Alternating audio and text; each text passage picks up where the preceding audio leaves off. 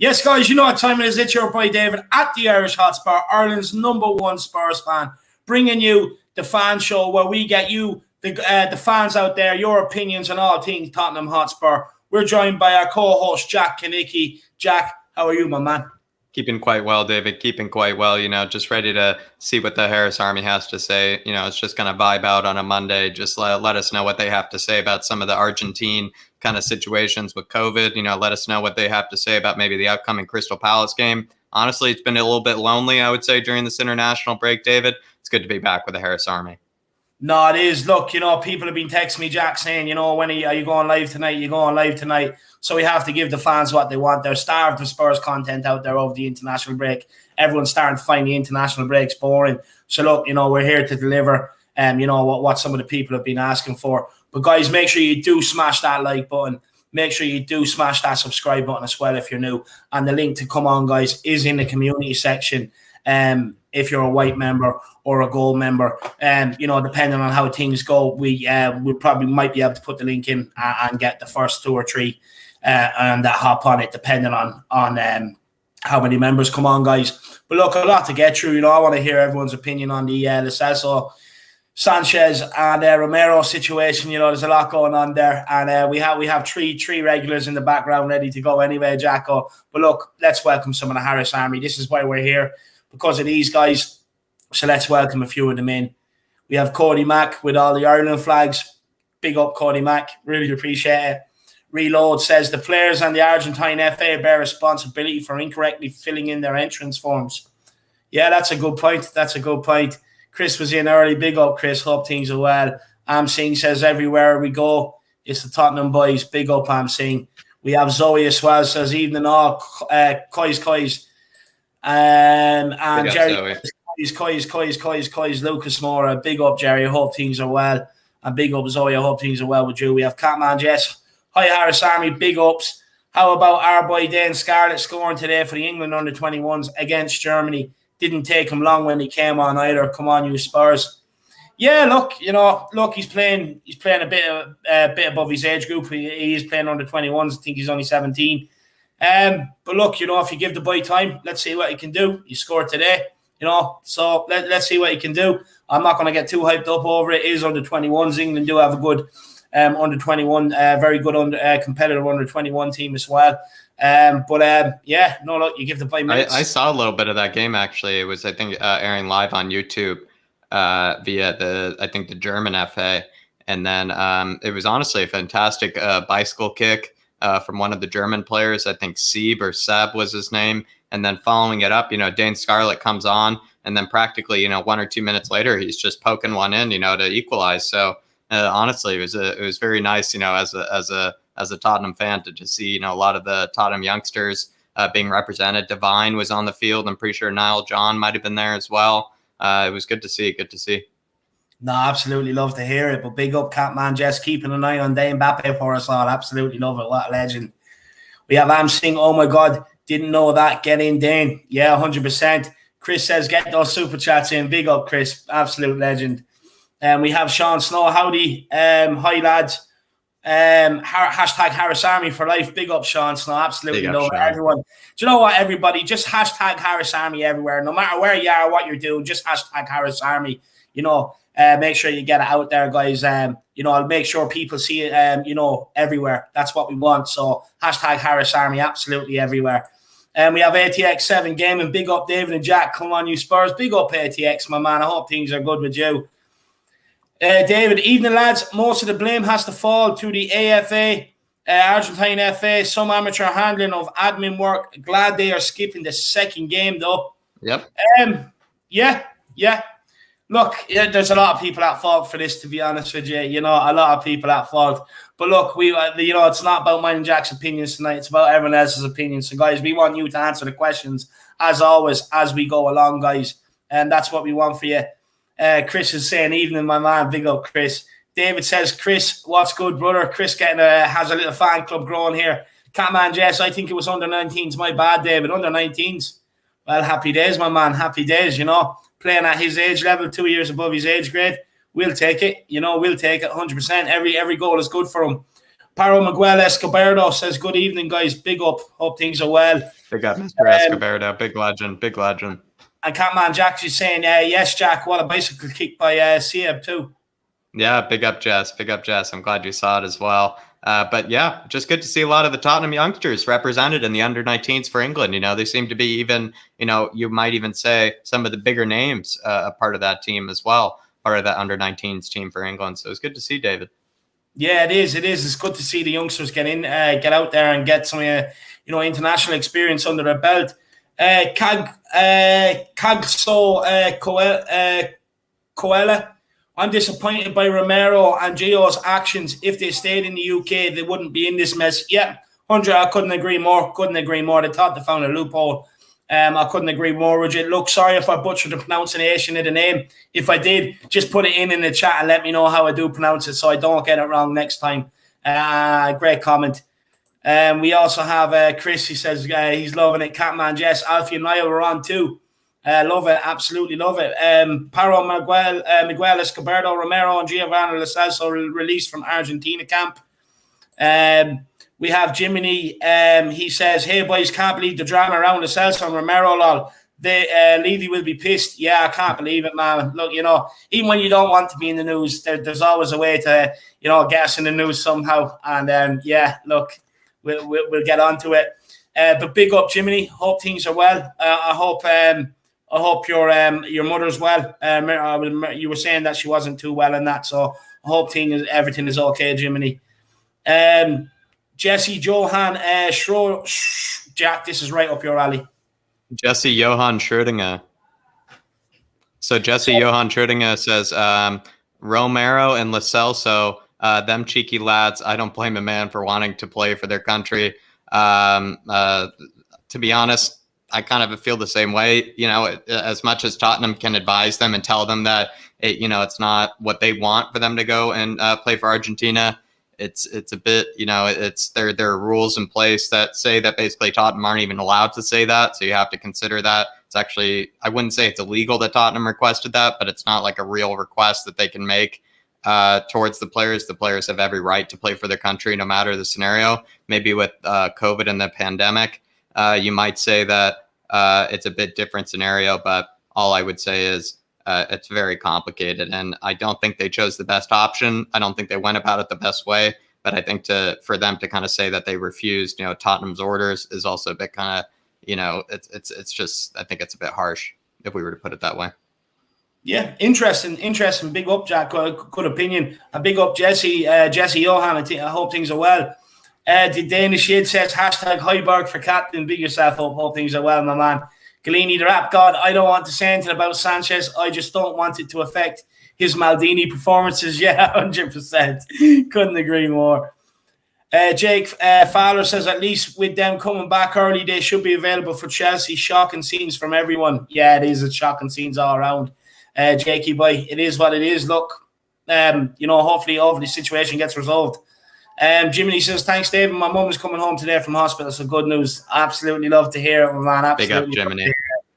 It's all good, says. So, Jesse, your cat alive? Is your cat alive or not? So something must have happened to Jesse's cat. I think it's Schrödinger's cat. Schrödinger's cat is like a whatever philosophy thing, Dave. I think it's something about whether you open up the box or not. I forget what the philosophy thing is. It's some sort of science experiment from a long time ago.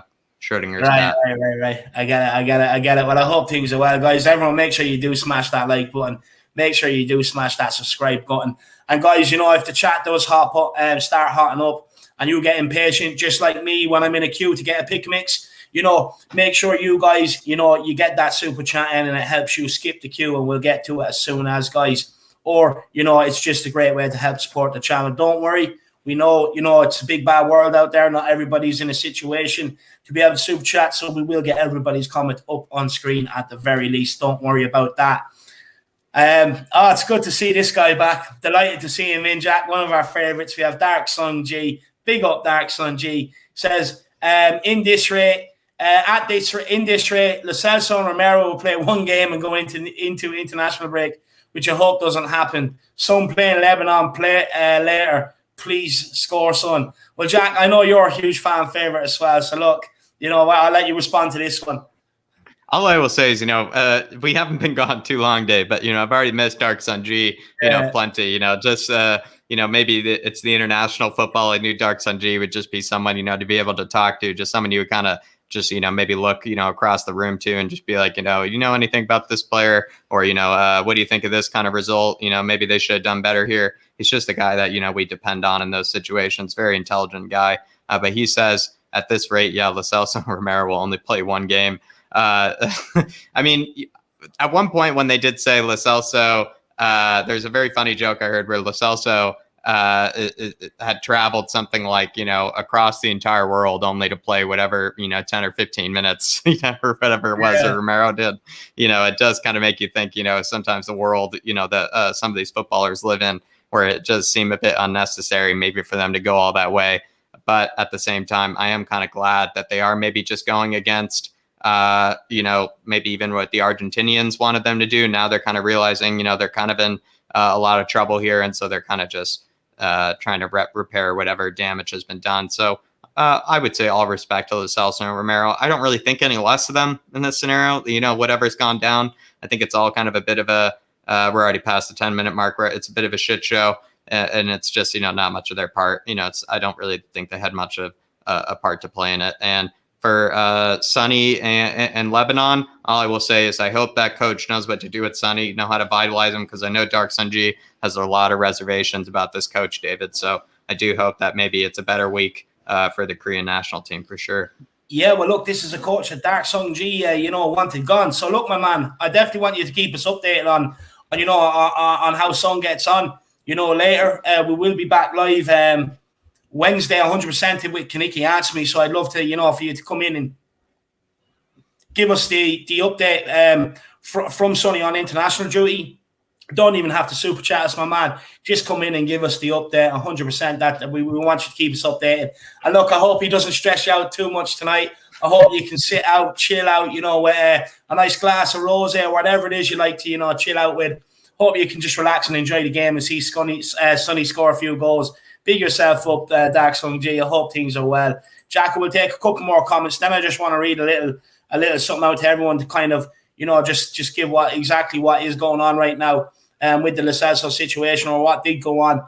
Go Get It One says it's the Tottenham boys making all the noise everywhere we go. Absolutely love it. Big yourself up. Hope things are well. We have Andrew Bailey in here. Jacko says Lo Celso should be playing a bit higher forward for us. I really rate him. Big up, Andrew. I hope things are well with you, my man. I hope you're having a good evening. We also have Hamik Voskanlin says 9 out of 10 cats would prefer no internationals. 100%.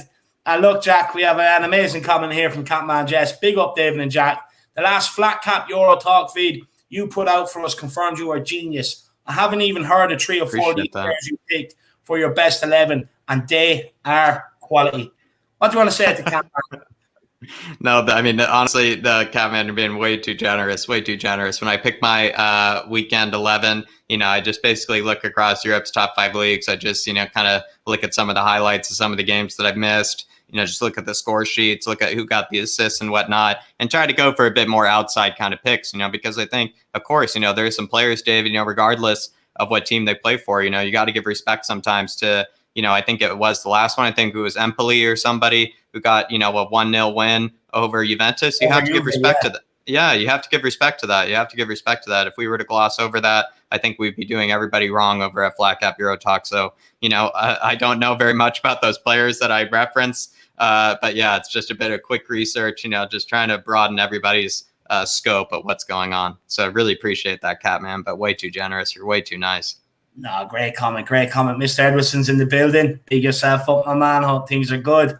And Dark Sun G says, if Sanchez and Romero can't play, I hope Roden can get a run a game. I really think Roden can be a great centre-back with experience. This is Roden's chance. Well, look, he's gone back. Yeah. linked up with the Wales squad now. So, you know, it does look like that he more or less has recovered from the knock he picked up. And look, hopefully now he can put himself in contention. Look, he's just been unfortunate. This guy has just been unfortunate. You know, again, he finds himself in a situation, you know, where he's actually, you know, you'd say a fourth choice at the minute. And if Tanganga does move from right back to centre back, you'd say a fifth choice, because at the minute, Dyer and Sanchez are playing well. You have Romero, your 55 million man, to get in there. You know, so look, Rodden's got a lot of work to do. He's just unlucky. But from what we've seen last season, he's more than capable. He's more than capable. And, you know, he just comes back, hits the ground running, keeps showing Nuno in training that he deserves a chance. Nuno will give it to him. You know, and then all he has to do is push on from there. Look, I hope to see Rodden given a chance this year, Dark Sung G. I really do. But look, you can't break, you know, if it's not broke, you know, there's no need to fix something, you know what I mean? So look, Rodden, I think, is just going to have to bide his time. What do you think, Jacko? You know, I think to be honest, I'd like to see Joe, you know, come back into the squad, but I think you're right. You know, there's a long pecking order, you know, defenders now. It's actually not, you know, which, you know, like last season, it seemed to be which defender, you know, can we rely on? It's now, you know, just which defender is, you know, the best to choose from, because, you know, there are a lot that are playing quite well. Moon Boots and Sanchez are kind of setting, and I can't believe I'm saying this, they're setting the precedent, they're setting the standard, you know, this season, you know, they're setting the bar, even, you might say. So honestly, it's good to see Joe Rodon. All I can say is, you know, I do hope he comes back into the squad. It doesn't really, you know, sit too well with me just to see him, you know, rocking, you know, the sweatpants and, you know, the hoodie and everything, you know, every single game, you know, sitting on the bench. I'd like to see him competing for the teams, considering, you know, how much we still did pay for him and how much we should be rating him, considering how much praise we gave last season. I would like to see a bit more from him. Yeah, 100%, 100%. A big up, Dark Sun G. Really appreciate the support. Everyone, you want to be like Dark Sun G and skip the queue, you know, just like I would. You know, get them super chats in, guys. It's a great way to skip the queue and a great way to support the channel. Sean Snow, big up Sean Snow, new channel member. Sean, if you got a white membership, my man, head to the community section on the YouTube channel and, you know, just click that membership link. It's up there and we'll get you on. I actually want to see you come on, so it'd be nice to see you come on. And we have a few new members from last week. I'm still waiting on Jerry, who I know is watching. Still waiting on Jerry to get on. Jerry got a membership. So, Jerry, if you're out there, my man, make sure you do come on. But look, I'm just going to read everyone quickly just what's going on, and then we will get on the first guest. So just give me 1 second there, guys. So basically, look, Giovanni Lo Celso, Christian Romero, and Davinson Sanchez are facing club fines when they return to Tottenham after international duty. The Premier League clubs, including Spurs, have had unanimously decided not to release players from international matches played in red list countries. Doing so would mean those involved would be required to quarantine on their return from international duty and therefore be unavailable for club matches. But Spurs South American trio of Lo Celso, Romero and Sanchez all opted to play for their countries, offering up missing this week's third qualifier and returning to the UK via Croatia to ensure they could train and where they can ensure they could train in Croatia rather than having to isolate in hard quarantine as an attempt to keep Tottenham sweet. Risks of linking up with their countries were brought into sharp relief on Sunday night when Lo Celso and Romero were at the centre of extraordinary scenes. Basically, that's where the Brazilian health officials came on and stopped the game. They had entered the country, Brazil, without declaring that they had arrived from the UK, a country which requires isolation upon arrival in Brazil for 14 days. Lo Celso and Romero understood to have returned to Argentina with the rest of the squad ahead of the Thursday's qualifier against Bolivia, but I think it's come out since that they will be returning to Tottenham. So, guys, there you have it. That is the situation of what is going on at the minute. So, look, we're going to get on the first guest, guys, and it's one that everyone seems to enjoy every time he comes on, and it's our man Philip. Philip, I want to know what you make of this whole situation.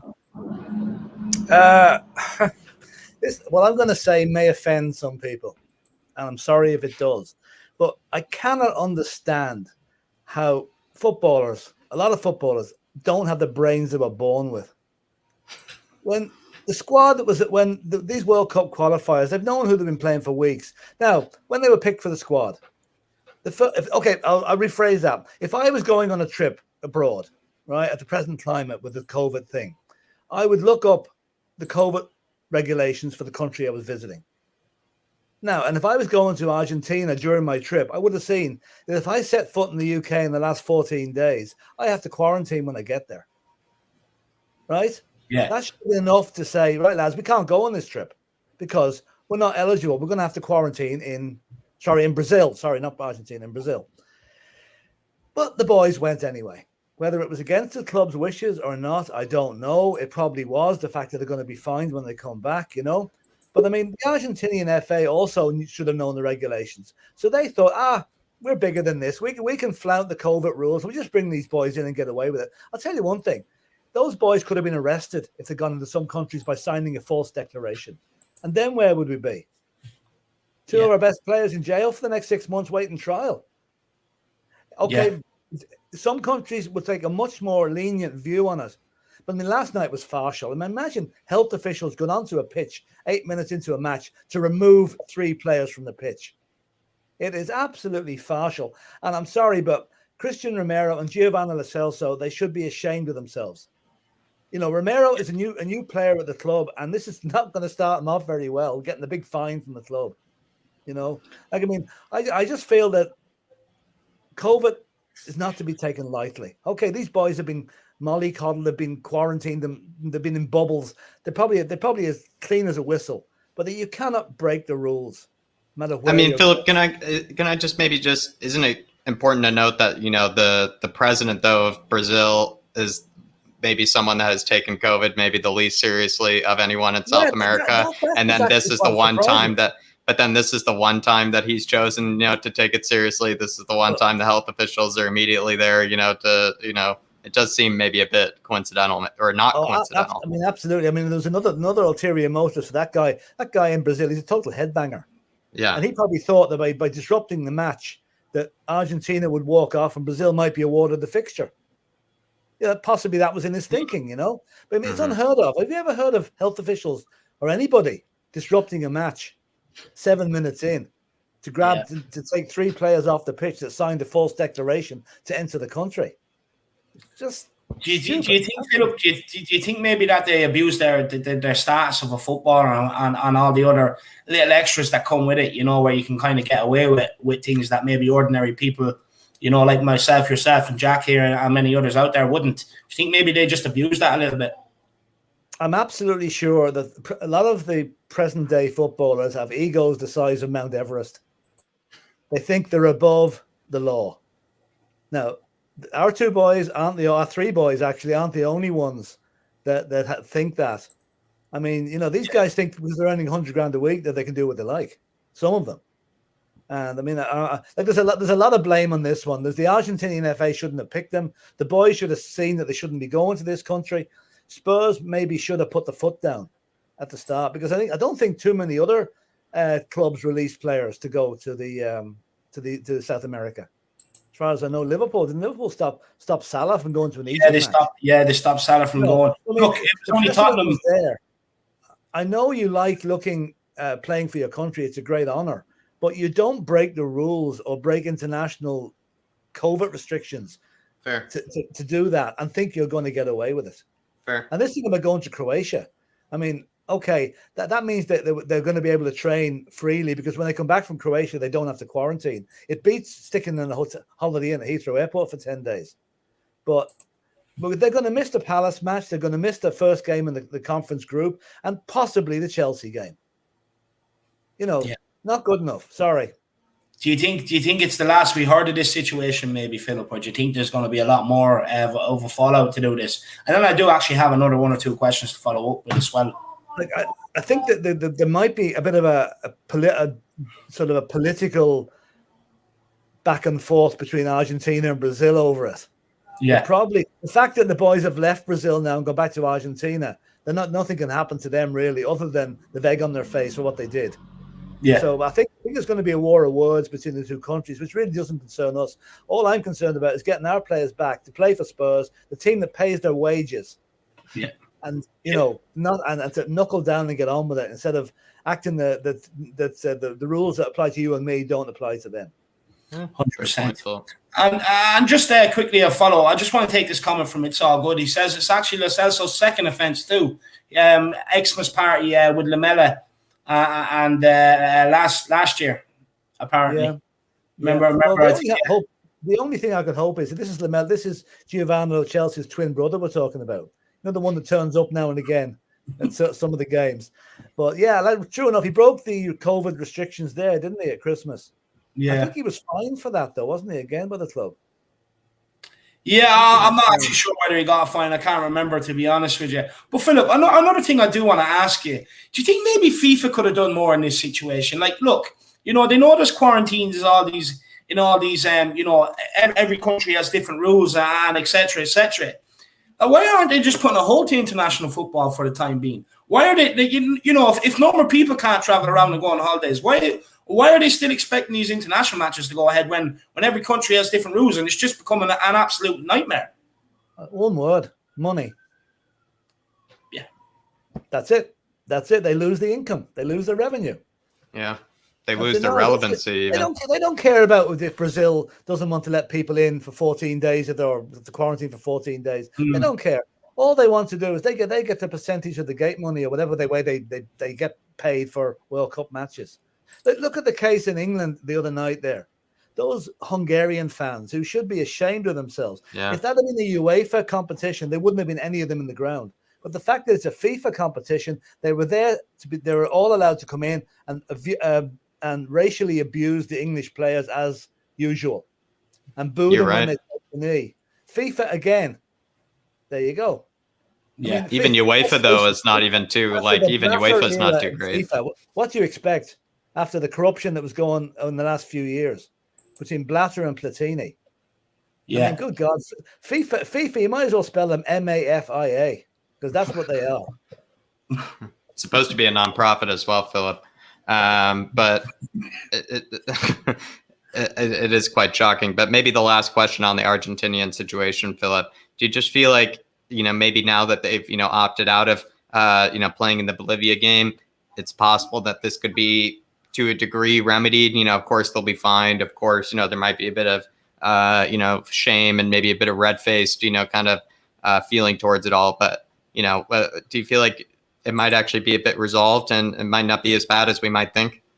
Well, I mean, the damage is done now. I mean, okay, it's going to be forgotten about in the as the weeks go on.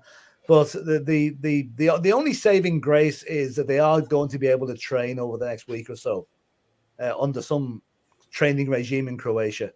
That's the only saving grace. Other than that, we wouldn't see those guys. Okay, take it that they land back in England tomorrow, say it's Tuesday. They're in quarantine for 10 days, brings them up to the day before the Chelsea game, which means they mightn't even be fit for the Arsenal match. That's 3 important matches they've lost 4 if you include the conference. Wow. So it's the only saving grace is that they're going to Croatia. But my parting shot on the Argentinian, they should not have left the country, basically. Yeah. No, 100%. Look, Martinez and Buendia done the same, left Fulham to go or Aston Villa to go. It's look, 100%. I couldn't agree more. But Philip, moving maybe slightly away from that. Look, maybe a bit towards the Palace game. If we did beat Palace, say 1-0 again, this weekend, would you be happy, or is there more of a cause for concern? And just quickly, I did see Sean Snow in the background. Sean Snow, we do have another 2 people to go, but if you do want to pop back in, my man, let me know, and we will. Come back on, my man. But sorry, Philip. About the Palace game. Well, I mean, I'll take a 1-0 win all week if it keeps us top of the league. But I do think we're gonna have games where 1-0 is not going to be enough. We're going to have to start scoring. And I mean, I'm looking at Harry Kane there. A sharp Harry Kane could have had 5 or 6 against Hungary. He should have had at least a hat-trick. Now, he again, I didn't see the match against Andorra, but I believe he missed a couple of chances, or one good chance in it as well as scoring. The plus side is he scored 2 goals, and he probably maybe score again against Poland. Listen, we win 1-0, I'm happy, but the following week against Chelsea, 1-0 is not going to be enough. We're going to have to start scoring a few more, I think, And I mean, 4 matches in with no goals conceded, you can't complain about it. But there is going to come a day, and it's the Chelsea match, where we're really going to be tested. Yeah. Both ends of it. Do you think 100%. the players know it though, Philip? Do you feel like the players, because even Sonny after one of the games, right, was pretty quick to say, that they should have won by more, that they should be doing a lot better job in the finishing department up front. Do you feel like maybe Harry Kane and Sonny and the likes, even though Sonny has really carried us through, you might say, these 3 games, do you feel like, they even themselves have that bit of pressure on their back? Oh, they do. I mean, look, we've had, like, Harry Kane was 2 weeks behind everybody else. At least 2 weeks behind. Now he's got the 2.5 matches behind him now during the international break. So I'm hopeful that come Saturday morning that Harry is back firing on all cylinders. And if that's the case, then I wouldn't like to be the Palace defense, because I mean Palace haven't exactly torn up any trees at the start of the season. So I'll be hoping now that from this week on we'll start scoring our fairest share of goals. With the attacking players that we've got, we should be scoring 2 to 3 every match, and it's up to the boys at the back to keep the zeros coming in. The nils coming in. So no, I'd be confident we'll beat Palace. But Think we'll be able to clip the Eagles' wings, Philip? I hope so. I hope so. The only Palace player that worries me a bit, well, 2 of them are Benteke and Zaha. I don't think, other than that, I don't think they've got a lot. I mean, it's Crystal Palace. Let's go and smash the Crystal Palace, No, 100%. Look, Eagles are only made for golf courses, isn't that right, Jacko? That's it. But look, just quickly, Dark Sun Geo, we'll get back to the super chat. Just give me 1 second. Just want to get maybe Philip's thoughts on this quickly, and big up Josh Wigan as well. But Connor Cusack says, what do you make of only vegan food at the Spurs versus Chelsea game? Just quickly, look, me, I'm a meat man. As you can tell, I'm carrying a few pounds. This definitely is not a body of a vegan. So, look, I'll be honest with you, I don't really care about it. But, Jack, Philip, any thoughts quickly? I'm the opposite, Dave, or maybe not the opposite, where I probably don't eat too much, but I still, with that means I do have to eat meat, in order to meet, all of the food pyramid requirements. So I actually need meat in order to even survive practically, because I don't eat the full 3 meals a day. I kind of eat like a solid 2 meals. So what I would say is hopefully, the vegan diet, has maybe some nice chickpeas, some nice lentils, things like that, that, pack the protein, because that's what I would need. I think it's a ploy. I think it's a ploy by Levy to get more people. The people that don't like vegan food will buy more pints. This first carbon neutral match that they're talking about. But every fan will, when they know they don't need another beer, they'll realize, they would just rather have another beer than have the vegan option. You might be right. No offense to vegetarian food. I mean, I'm a meat eater like Jack, but I think I'd probably bring my own sandwiches if I was going, 100%. But Jack Darksong G is here. He says, I hope after this incident, the Celso decides, Celso and Romero decide not to go into international break again. I saw rumors that the World Cup would change to 2 years. Yeah, I've seen the word there. Look, FIFA were looking into, maybe doing a study on reaction to having a World Cup every 2 years. I've seen that. Look, for me, I think it might lose its, prestigiousness of a competition if you're doing it every 2 years, to be honest with you. And look, I hope the Celso and Romero have learned their lessons. Maybe, maybe got the shits put up them by the Brazilian authorities, and hopefully won't take the risk again. But Jack, what's your thoughts? I mean, there are a lot of things to break down here. I mean, I would say Lo Celso and Romero, hopefully, if Delta variant stays the same, if COVID, kind of stays to the same degree in some of these countries that they would be playing in, I think they should honestly, opt out of playing, just out of respect of what's just happened recently. But I would say in the case of the World Cup, if it were to be moved every 2 years, I mean, they've already expanded it to like 80 teams practically, allowed into the tournament. Might as well move it to a full 100, include every country that exists. And as well, they're going to be playing it in the middle of the winter in a country that doesn't even like football. I mean, how many more changes could they, bring into it? But to be honest, I just really think there will be eventually a final straw with FIFA where it will all just come crashing down and there might even be, and some say, some sort of revolt by whatever FA. Maybe some FA might just lead some revolt. Maybe it'll be the FBI again, David, that will step in and take over against FIFA. Yeah. Who knows? But somebody's going to have to step in for sure. But Dark Sun G, all I can say is every 2 years would just be absolute torture. And then as well, I think they should honestly opt out of the next two international breaks as well. I agree with you. Nah, big up Dark Sun G, my man. Really appreciate the support. Anyone else, want to skip the queue or you want to help support the channel, Super Chats is the way to go. Also, you want to come on and have your say. If you're a white member, the link is up in the community section. I know we have Sean in the background here. We always see him in the comments, so I can't wait to get him on as well. Big up Sean. And if you want to be like Sean, you want to come on and make your debut, get that channel membership, get the white bad boy, and come on and have your say, guys. Fan show every single Monday. But look, Philip, back to a bit on the Palace game. What player do you think will miss out? Because Kane will probably play up top, Son out left. So who plays right? Would you give Bergwijn another run? Or would you, give Lucas a game? Or would you even bring in Brian Hill and play him? Is Bergwijn involved with the Dutch team this international break? Should be, I believe. Yeah. I'm not sure. I didn't check, to be honest. I probably would stick with Bergwijn. But with Hill as an impact sub after an hour or 70 minutes, if things aren't going well for Bergwijn. I think Bergwijn is earned to keep his place. But I would just keep reminding him, Brian Hill's snapping at your heels there, boy. Keep it up and do a bit more, score a few more goals. At least the assist department, right, Philip? I mean, he could at least, increase the creativity. Maybe, I don't know, because that's what we know. It seems like when Brian Hill comes in, we know he might at least, pop up with a few assists. You might think when he comes in, where that's what Bergwijn might have to improve. He's going to have to either improve with the goals or improve with the assists, you might say. I think he can probably improve with both. But I think he can improve with his overall game. But I think it's a great situation to be in. They have a guy like Bergwijn who can turn it on. And then to have a guy like Hill waiting in the wings to come on. You can imagine Brian Hill coming in against a tiring defense with 10 or 15 minutes to go.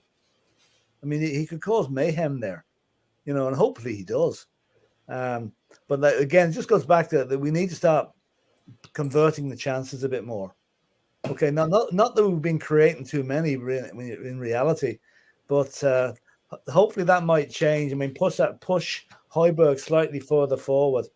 Where he plays for Denmark, and it's. But then again, we don't want to leave Skip exposed because Ndombele isn't going to be in the squad for a while till he gets back into Nuno's good books, if that ever happens. Or Burger rehab, yeah. Maybe it will, But anyway, I'm glad we're back to soccer, back to the league on Saturday because I actually hate these international breaks. They break.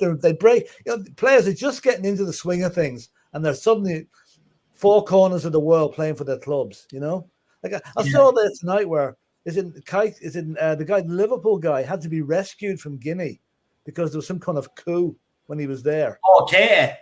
Yeah. So that sort of crap is just, I don't know. Yeah, I think it was as well. Yeah, for the Moroccan team, they were some situation had gone on with them with Hakimi and players, being locked in the hotel.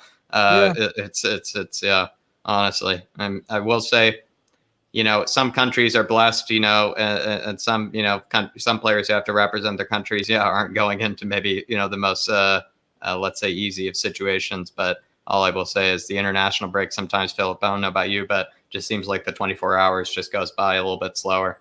Well, I don't know if you remember back about maybe 10 to 12 years ago, Emmanuel Adebayor, did he play for Togo? No, whichever country. Togo. One of his teammates was shot dead on the team bus as they were going to a match. Yeah. And we're not too far off that happening again, the way things are breaking out in some of these African countries and worldwide, But anyway, so that's really it, I suppose. Roll on Saturday.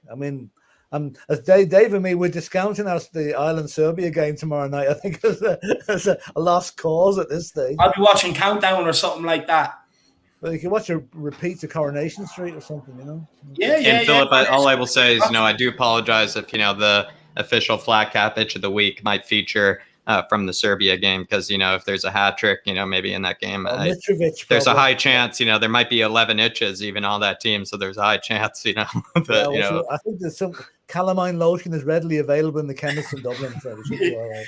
Nah, look, you know what, Philip, as much as we joke about, I don't think me and you can ever turn it back and not turn on the Ireland game. I do think we will turn it on and suffer. But look, we came into this international break, high spirits, loving life, and honestly, I was doing watch-alongs, but the Portugal game just deflated me that much. I just said, I can't do it for the rest of this international break. There's only so much of that shit you can keep taking, Absolutely. Totally agree. But look, Philip, absolute legend, my man. And look, I'll see you on again soon. See you soon, lads. Big up, Come Philip. on, you Spurs. Come on, you Spurs. Big up, Philip. Absolute legend. Guys, get in the comments and tell Philip how much you love him. What a man. What a man. Jacko, let's welcome a few more people in. We have Aaron Dover in the building. We have William McKenzie. We have Bryce. Big up, Brycey. I hope things are well. And we have Luke Shabby, 14. We have Bob Squash.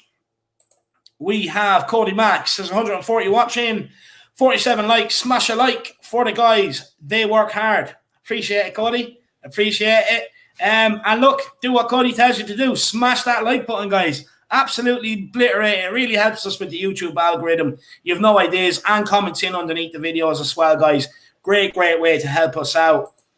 Who else have we got here in the building that's new in? Let me see. We've got Hairy Fish Cakes. We've got Andrew Bailey. Big up Andrew Bailey. He says, I never watch it in the international games. Waste of time, except for the World Cup or cheering on whoever plays England. Very unpopular man with opinions like that, man. As I discovered over the summer. Mr. Edison Davis, a natural presenter. TV shows beckon. No, look, I'm not. Look, but if there is anybody out there watching and you do want me to host the show, get in contact. Matthew Baker says, I hate internationals. I agree. And everyone just giving Philip a bit of the usual loving that he tends to receive so regularly on here, Jacko. Jerry in again says, we'll never forget that watch along. Yeah, and 100% couldn't agree more. Jerry, I want to see you on. You keep avoiding me, Jerry boy. We have Luke Tilson Gray. We have Peter Pan. Says international break bores the hell out of me. Big up, Peter P. Hope things are well. Me too, Peter. We have SH Spurs 1. No one is to blame. They did nothing wrong whatsoever. The Premier League is completely wrong again. Fair enough. That's a fair point. And D-Trex came, my guy. Big yourself up. D-Trex. We have GCM James. Session and Royal would be great. Mary McGee, I hope things are well. And we have Dermot. Big up Dermot. Tottenham Tantrum. Everyone get over and check out his Twitter page at Tottenham Tantrum. Guys, make sure you are obliterating that like button. Make sure you're hitting that subscribe button if you're new. And feel free to help support us with a super chat or two. But look, let's waste no more time. This or the next guest. Again, no, it needs no introduction, but I suppose we'll give him one, Jacko. And it is our man, Brad Matthews. Brad, how are we keeping, man? I'm very good, although a little knackered after my walk to the hospital and back today, which took bloody ages because of no Uber drivers. But I'll survive. Would you have beaten out the health officials like Gio La Celso did? It seems like they were, always a few minutes behind them, Brad. It seemed like maybe you could probably keep the same pace as they did. Who knows? Yeah, no, they wouldn't have caught me, and I'm, even walking, they wouldn't have caught me. You said you're a speed walker, yeah. Big up, man.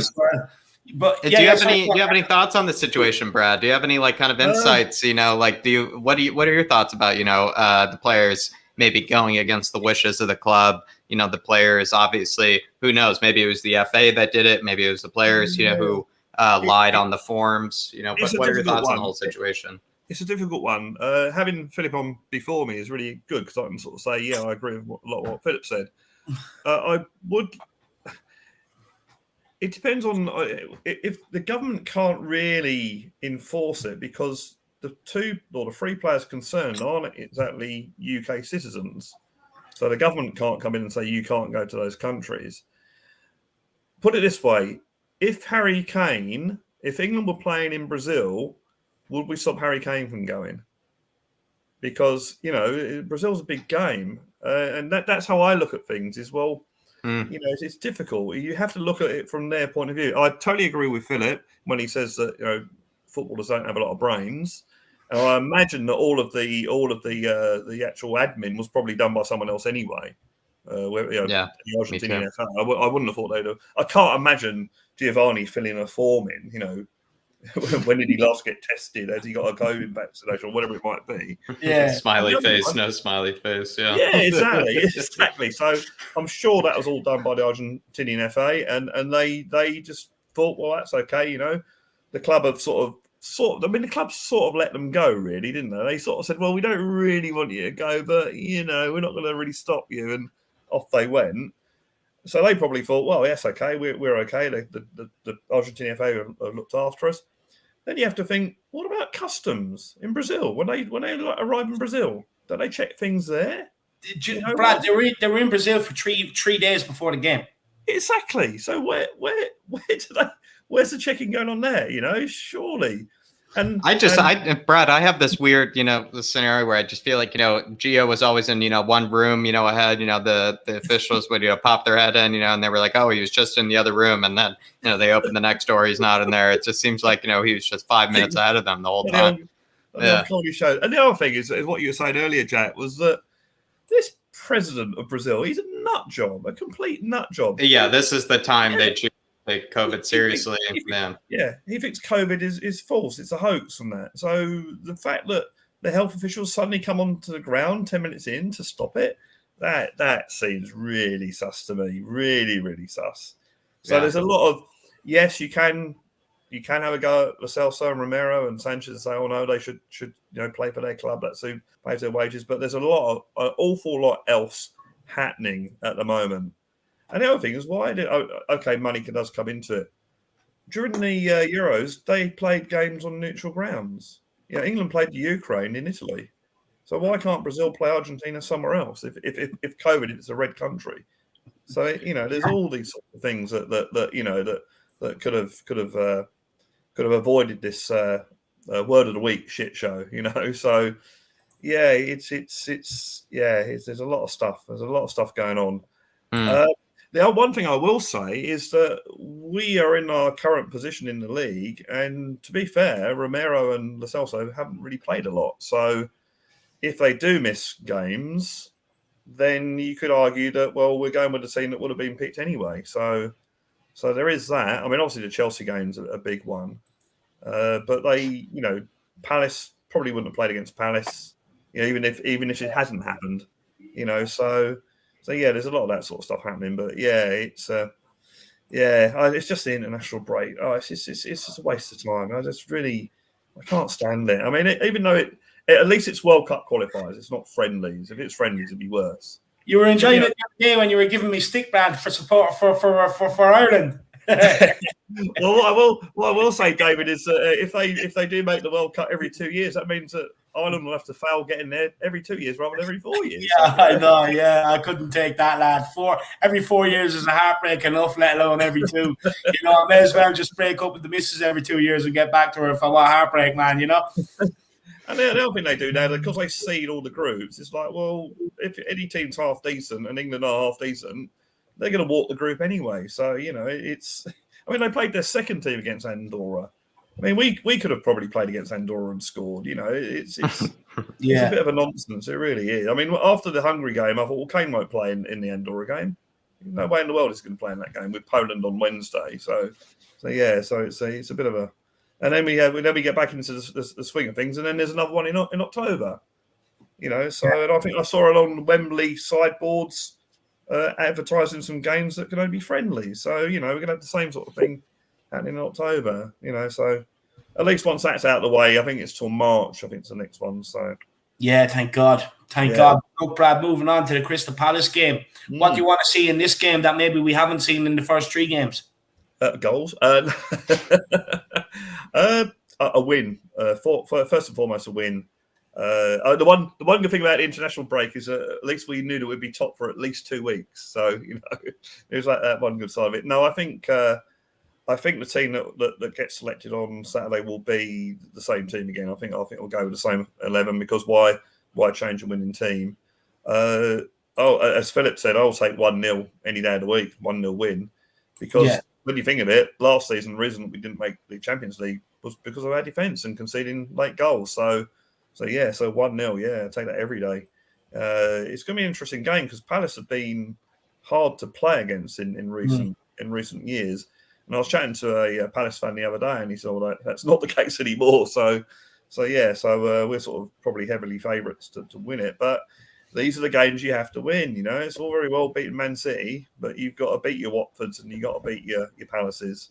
You know, and every game's a test now. Every game they have to give the 100% that they've been giving in the other games. Yeah. So do you know anything about like Vieira? Do you feel like that might have to just do with Roy Hodgson, you know, from back then, maybe, Brad? You know, Roy Hodgson, you know, a lot of people we do kind of make jokes about him, but he was a very organized, you know, coach, right? He had his defenses always set out in a very robust, you know, compact kind of way. Yeah. Do you feel it's just a whole new Crystal Palace that, you know, we don't even really know much about? I think it would be because, as you say, with Roy Hodgson, you know what you're going to be up against. With Vieira, I mean, I don't really know what his pedigree is. I mean, he was at Man City for a while, wasn't he? I think for a bit in the coaching staff. Yeah, he was over in MLS for a stint, in France for a stint. Yeah, he was linked with Tottenham at one stage, wasn't he? He was like, no, you know. I mean, obviously as a player, I mean, hate to say it, but as a player, he was one of the best, you know, at that particular time.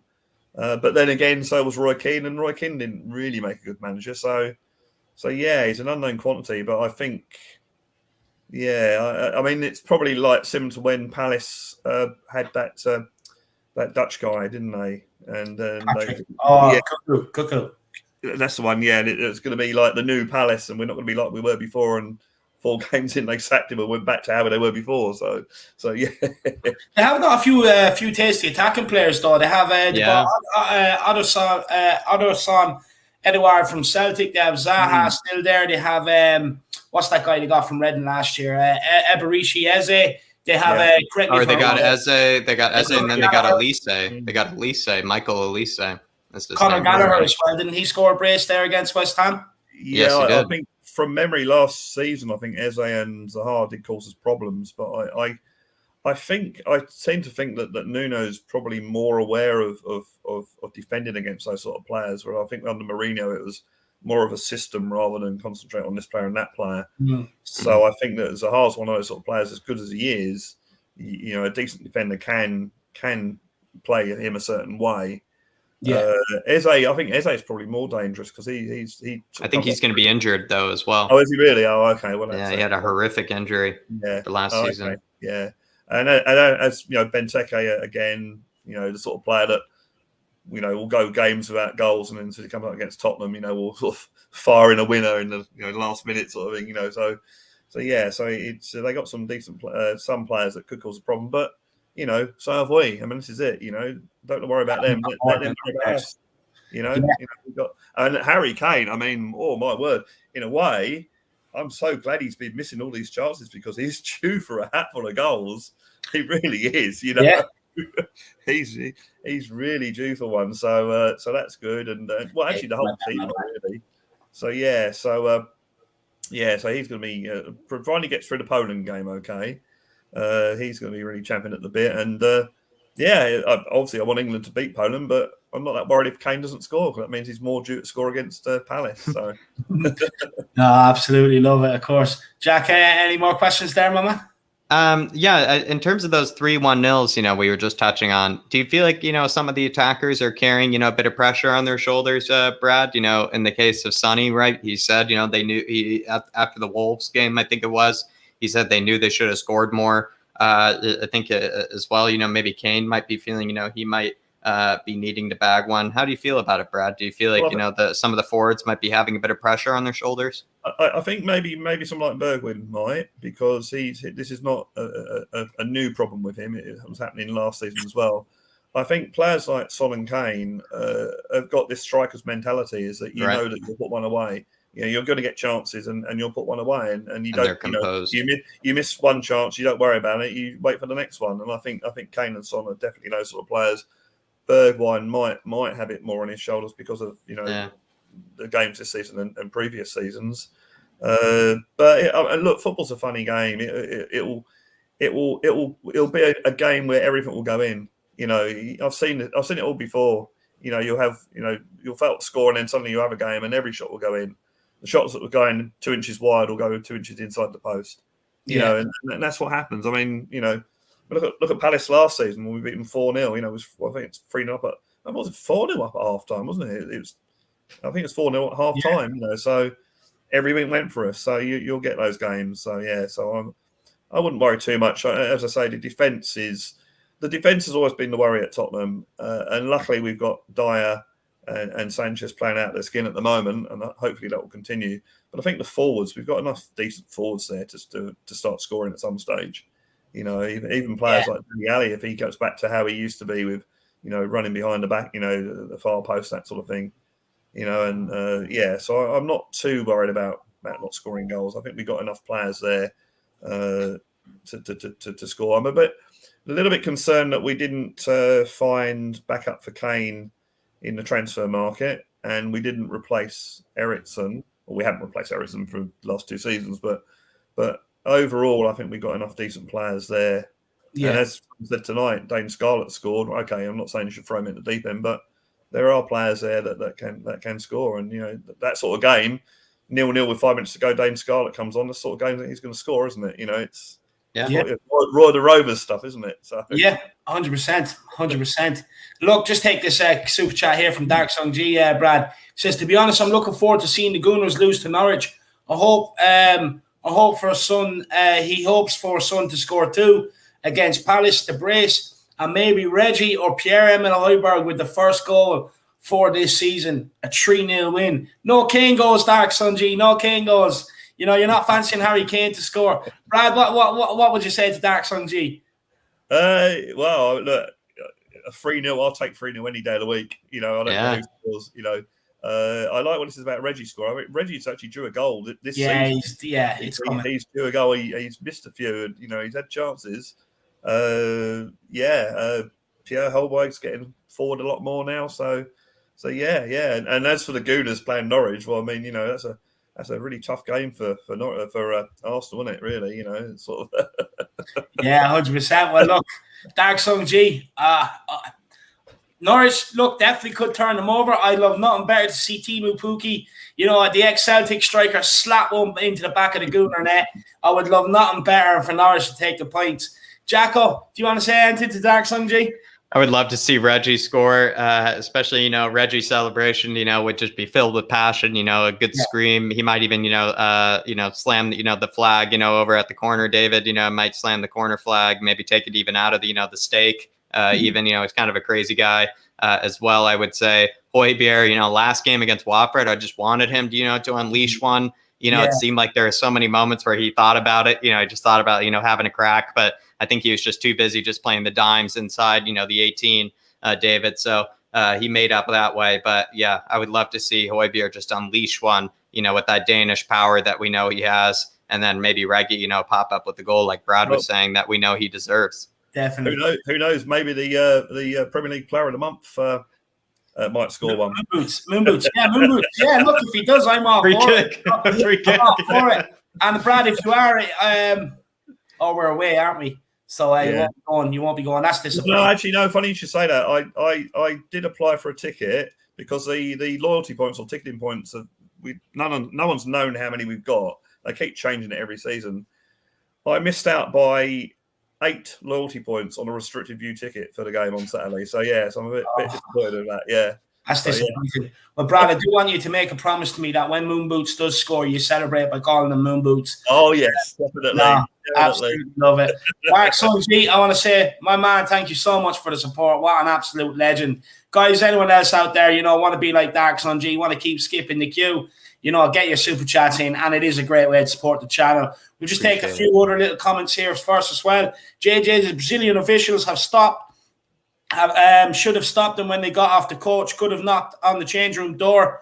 They locked the door. The Argentinians locked the door. They couldn't get in. And could have waited for them to leave the changing room as they went and warmed up. That's a fair point. Now, that's a fair one. Big up, JJ. And Thomas James Smith says, basically tan the like and crack subscribe button.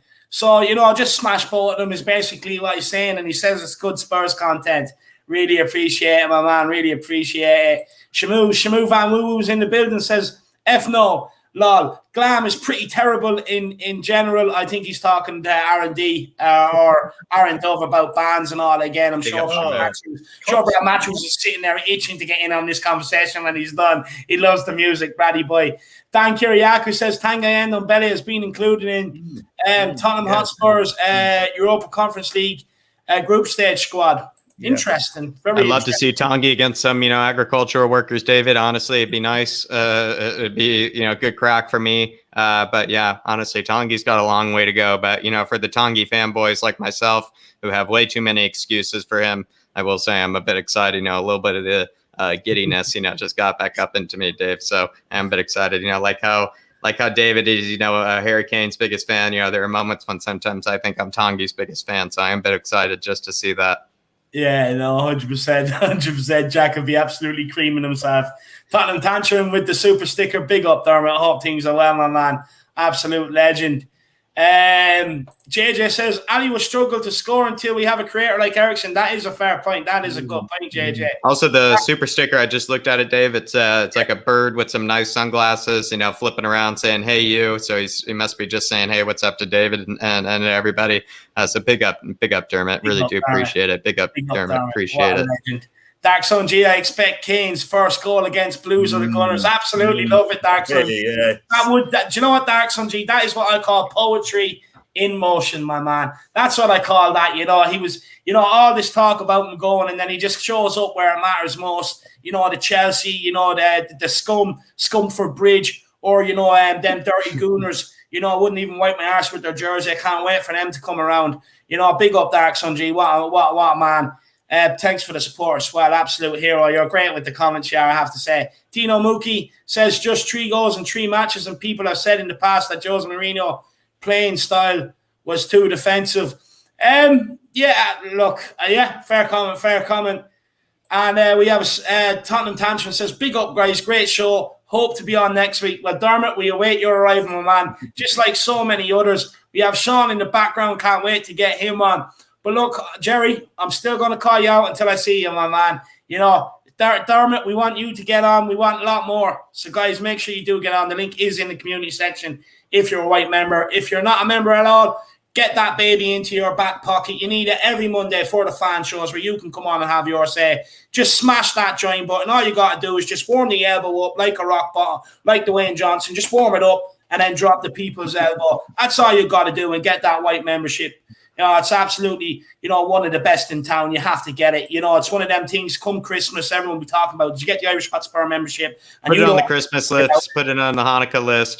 Put it on, whatever list you need. Maybe even the birthday list as well. I would say, it is completely worth it. It's going to be 4 times. 4 times. I mean, you think about it, Dave. It's 4 times a month.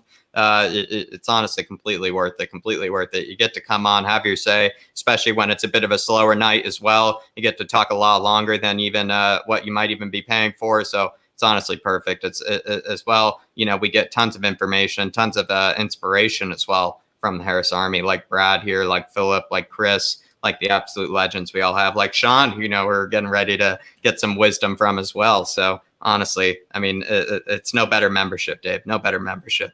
And look, what I will say to Sean as well, look, you do have time for a cup of tea or a drink of water or whatever you need. We have Chris on and then we'll get you on. So look, don't be stressing out. Don't be worrying back there. You have plenty of time to chill out and get a drink or whatever you need, my man. Jerome with the super chat says, Romero as a brand new signing, this nonsense in Brazil does not paint him in a good light. That's a very good point. The Celso is time he takes Spurs seriously, because this is not the first time he gets in trouble. Look, on Romero, it's not painting him in a good picture, 100%, Jerome. To be honest with you, I wouldn't have the balls to move to a new club and kind of like I wouldn't say defy their orders, but they fight the rules. Like, no other, it was only the Argentines from the Premier League that traveled, no one else. So like for me, it does show a bit of a lack of respect towards Tottenham. I'll be honest with you, I am pissed off about that. So he does have a lot of making up to do. And Lo Celso taking Spurs seriously. Yeah, look, I can see where you're coming from. Look, this is the second time he's been caught out with this sort of crack. First time last Christmas at some Christmas party, with West Ham players and all that sort of stuff. And look, I still can't get the image of him running the ball out against Leeds like I was watching, the Six Nations. David, I think the joke is, though, so I've heard with Lo Celso, is that, Argentina, they play Lo Celso a bit further forward, and apparently he's so dangerous, going when he's placed a bit further forward, David, he's so dangerous when put a bit further forward that, the Brazilian, health officials need to take him off the field. So that's all I will say is, maybe that's the reason why we should put him a bit more forward, because they need, practically the police, to take him off. He's that dangerous. Absolutely love it, Jerome. He's a pathogen, Dave. He's a pathogen. He's a virus. No, he definitely is. Definitely is, Jerome. Great points, my man. Absolute great points, and really appreciate the support, my man. You're a top man. I believe you are in lockdown over in Australia at the minute. I hope things are all good with you. I hope things are well. If you're bored, and even if you just want to chat during lockdown, my man, hit me up. My email address and everything is below, and I'll pass you on my number, and we can maybe sit down and have a chat or something, just if you're bored, lad. Or if you're struggling, which mentally, which I doubt you are, I know you're a strong cookie, Jerome. Big yourself up, my man. Really, really appreciate the support and great comments. Faz is back, not lighting fireworks, today, Jacko. He just says Palace is a must win, then Chelsea. I get that winning mentality. Look, Faz, he nearly broke the chat there one day with one of his super chats. Absolute legend, Faz. And yeah, look, Palace, we have to beat them. Look, I don't know about you. I'm not a big fan of Eagle, but if my missus is willing to pluck it after I shoot out the air with a pellet gun, I'll eat that, baby. Don't worry about that. I want the 3 points. And look, as for the Blues at Scunthorpe Bridge, I'll be honest with you, it's going to be a tricky one. It's an uphill battle. But look, Rome wasn't built in a day. You never know. Know. Big up Fazzo. Big up Faz. Big up Faz. Big up Jerome as well. Big up Jerome. Yeah. Absolute legend, Jerome. Big yourself up. And Jack, do you want to take this one? Darks and G saying, I'm hoping Emerson can be a beast for Spurs with 15 assists. Is that what he's saying? Maybe what is it with 15? I'm not sure, but yeah, maybe assists. Maybe I'm not sure. Maybe someone in the comments can help me, and I'll look for it. But I do hope, Emerson can be a beast. And even, Brad, I'll say, I kind of actually want Emerson to feature either in this game upcoming with Crystal Palace, or I'd like to see him play in that Wolves game as well, coming up in the EFL Cup. Chelsea game seems a bit unlikely. We probably would play Tanganga more or less, especially with the 4 in the back. But I think Emerson, personally, I'd like to see him feature in the next 2 games. He's arrived at the ground. He's arrived at Tottenham already. He said he made a comment about arriving in Tottenham on their birthday. So, and just play for a great club. So, but no, I agree. I think he won't play against Palace, but possibly in the European Conference League or the Wolves game, might get a run out there. But do you think? 15 assists like Dark Sun G is asking? Yeah. Could he get 15 assists? Emerson, do you feel like Emerson, is he a creative one? Do you feel like he could be creative for us? That's an awful lot of assists. It's an awful lot. It certainly is an awful lot. Kane got 20, didn't he? So he got 14. He got 14, I think, or whatever, 13, whatever it was. 15 assists is an awful lot. So I'm not sure. Certainly is. All I say, Dark Sun G, is it seems like with Emerson, from his stats with Real Betis, he's just one of those guys, I would say, that just knows how to get stuck in for a living. He just gets paid to get stuck in. He knows nothing more than that. But from there, we can, increase his creativity. We can teach him, maybe a bit more of, the ability to, get a bit more end product with some of the crosses, some of the balls he puts into the box. But I will say he's very good at getting into the box. He's actually quite clever with the ball at his feet. I wouldn't say his crossing ability I don't know too much about. But in terms of his stats of getting his own, body in the box, he's actually very good at that. So Darks NG, I do hope he pops up with the assist. But I will say Darks NG knows how to get stuck in for a living. I'll tell you that.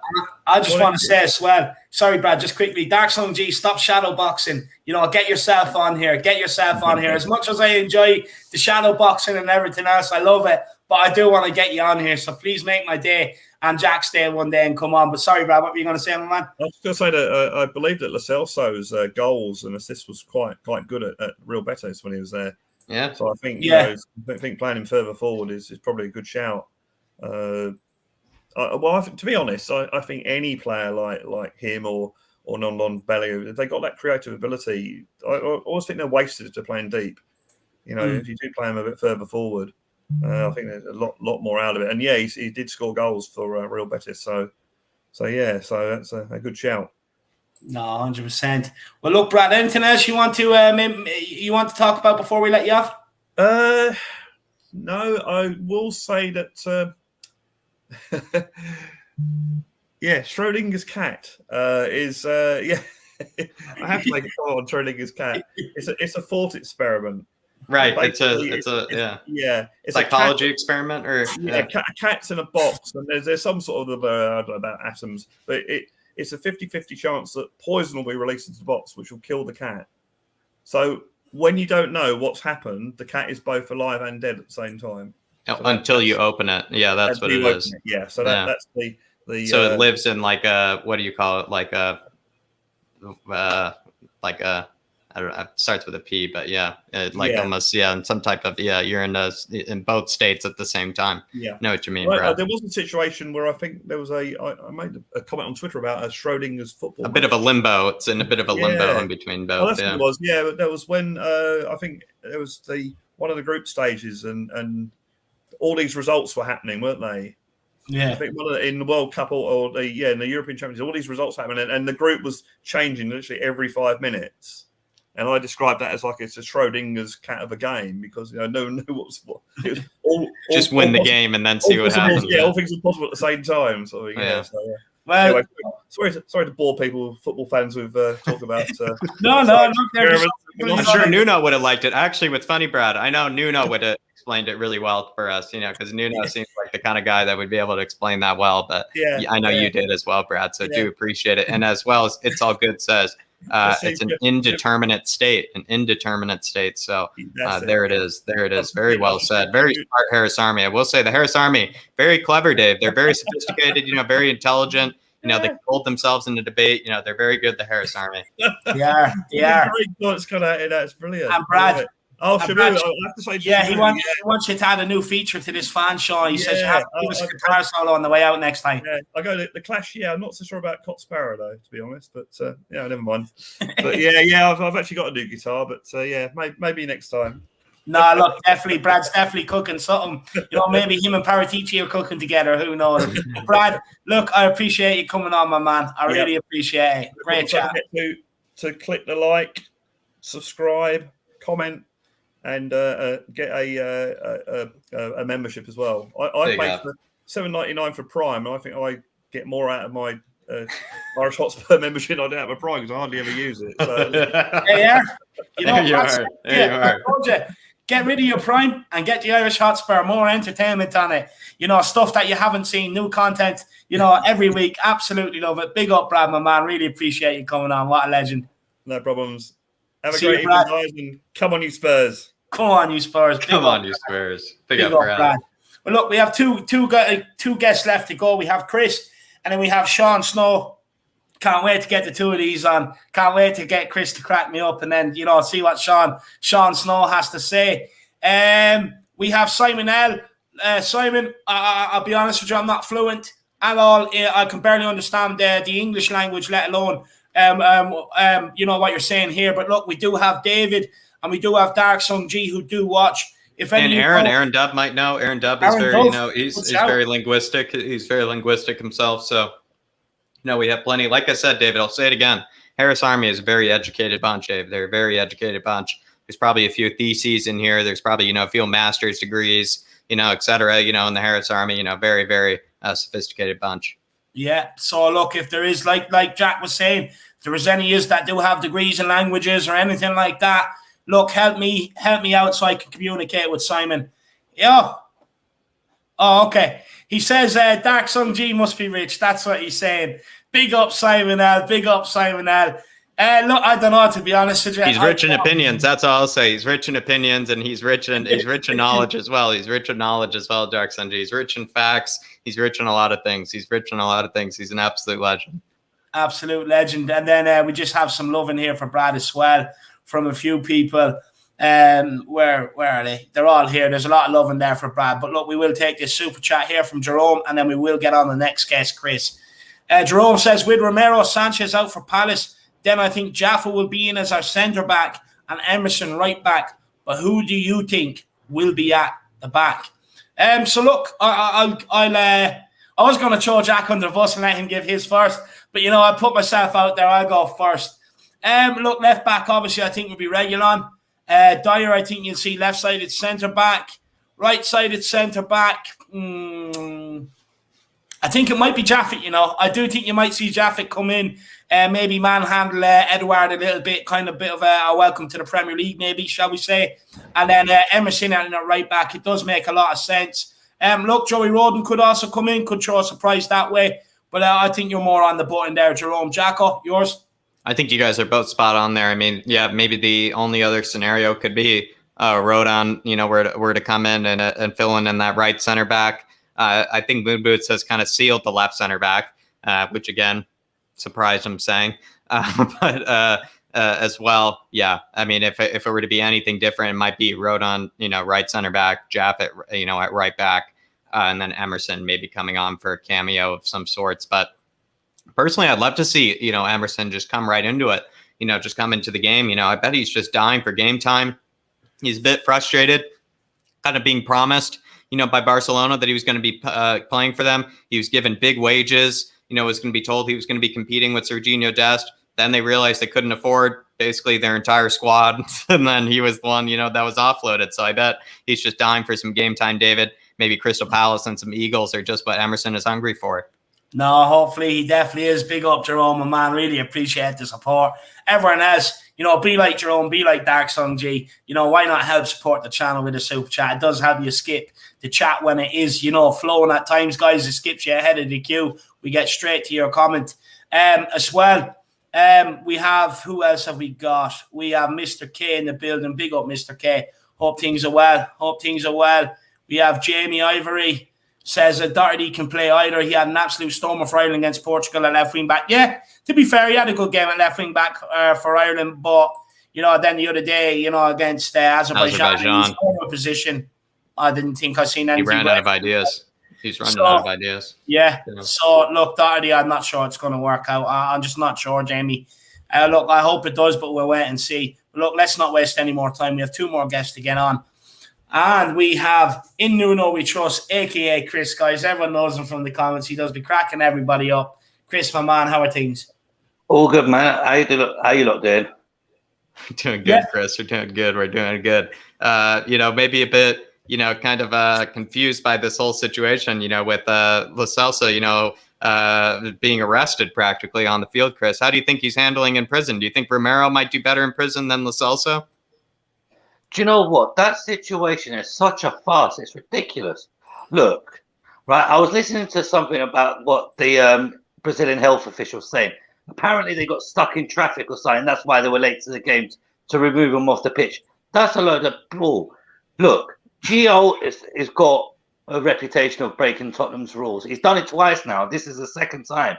I thought he would have learned his lesson by after Christmas when he got fined his wages and had to donate it to charity for the Tottenham Food Bank. I thought he would have learned his lesson from that, but obviously he hasn't. And Romero is just set a bad precedence for himself. Yeah, because he showed no regards for the club. He's been there 2 months, and he's done that already. Yeah. Yeah. In terms of Romero, though, Chris, do you feel like Lo Celso said yes? Maybe he said yes. He also was part of that final that Copa America final. 11. Do you just feel like it's maybe just there's something going on with the Argentinian players where they're kind of the ones that maybe are just kind of saying no to a lot of the COVID protocols? Maybe it's something the Argentina FA is, maybe going against the COVID protocols. What do you think this is? Because it seems a bit interesting that a lot of the Argentinian players in unison, right, all went against maybe the wishes of their clubs. I don't know. It's a tricky one, right, for me. Maybe the FA is pressuring them. That's what I'm saying, I guess. I understand that they want to play for their international club. Any player in their right mind who gets an international card will say, yeah, you know what, I'm going to play. But then you've got to look at the flip side where it's You know it's COVID, and you know if you travel, you're going to end up missing 2 or 3 games when you come back. So it's difficult for it to say whether they knew what they were doing and breaking the rules, or they were misinformed. But they should have known. They're global superstars. Did they think the Brazilians weren't going to notice that they're playing in the Premiership week in and week out? Do you know what I mean? Do you know what I'm saying? They must not get it down there, Chris. They must not get it down there. You know, that must be what it is. That's what they're thinking. Jack, all jokes aside, the Premiership is a world football. Everybody in the world knows what the Premiership is all about. So obviously they missed off the paperwork that they were playing in the UK. So it's whether they lied and said they didn't want to admit that they were playing, or the Argentinian FA have told them not to say nothing. Do you think it really makes a difference? You know, if it was the FA versus the players, it doesn't really make a difference. Well, perhaps maybe if it's a case of right, either you play for us or you don't play for us again. Do you know what I'm saying? It's like either you play for your country now, or if you don't, if you next time you won't get a call up. That's what I mean. It's hard to know. Chris, we're only speculating, and I think we might be giving possibly these players a bit too much of an excuse. But that's where I think I'm coming from, where it just seems like it's possible that the FA had been giving a lot of pressure. Yeah, that's what it seems like. But they could have still quite easily said, "Do you know what? I'm going to listen to what my club says and not travel." They could have been easy because Argentina ain't paying their wages. Tottenham are. Yeah. Tottenham are paying their weekly wage. Not Argentina's FA. They're by rights, they're our players. Okay, they want to play for the international clubs, that's fine. But stick to the rules. They knew what was going to happen. They knew the risks, and unfortunately they got burned. Yeah, maybe that's where the fine line is, Chris, is where every player is, allowed to play for their club, but with the consideration of the pandemic, with the consideration that we are the one, paying their wages. You do maybe they have to take into consideration that they have to go about it the right way. Like you said, they have to follow the rules. They have to damage control it. They have to make sure that nothing wrong happens. And it seemed like, a week before it even happened, people like you, I think, Chris, were saying in the comments, I'm a bit worried about how this is going to go down. And it went down the worst possible way. Do you know what? Jack, you could see it in coming, though. That's the thing. They were told not to travel by the Premier League. They were told, listen, you're going to a red list country, and if you do that, you're going to end up being quarantined for 2 weeks. So that means you're going to miss more games in the Premiership, and you're being played by a Premiership team. But I'm not too sure. Apparently, they were told them they were Canadians, or they were playing in Canada. They were Canada, smart guy. Stupid. You see what I'm saying? They've made themselves like total idiots, man. And to be honest with you, it reflects bad on the club as well. So it looks like we've got players who don't care what our rules are and disregard anything that our owners say. Yeah, it's been a common theme this season, Chris. It's been a common theme this season. Maybe some of the players not listening to some of the requests, or maybe there being a miscommunication has been maybe a common theme this season. It does seem that way, doesn't it? It does actually seem that way. And to be honest with you, look, the Harry Kane scenario, that was more fraud sports hyping all that up. But this situation with Romero and Gio is a totally different kettle of fish, where they've made their decision and now it's gone disastrously wrong. And it's made Tottenham look bad yet again. Like we have no control over our players. And that's what it looks like. That's what it does look like. What do you think? What do you think? Maybe the club could have done, Chris, to stop them from going. Look, I agree with you. I actually think they should have had the respect to just kind of say, look, we get the rules. Especially Romero, new to the club. I won't travel. You're paying my wages. At the end of the day, it is a tough call. The country, when the country calls, it's in here. You know what I mean, for a lot of these players. But what I was like, agreed. What do you think the club could have done differently, maybe to stop them going, Chris? Do you know what? I don't think the club could have done anything because the club, they've disregarded what the club said anyway, so it made no difference what the club said to them. It made no difference. The club have already requested you don't travel because it's going to cost you game time.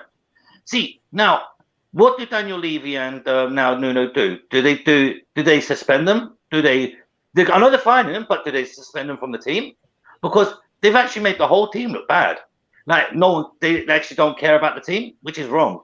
It's the wrong thing to do. It's a difficult situation. I understand where they're coming from. They want to represent their country, but then you got to look at the club side of it as well.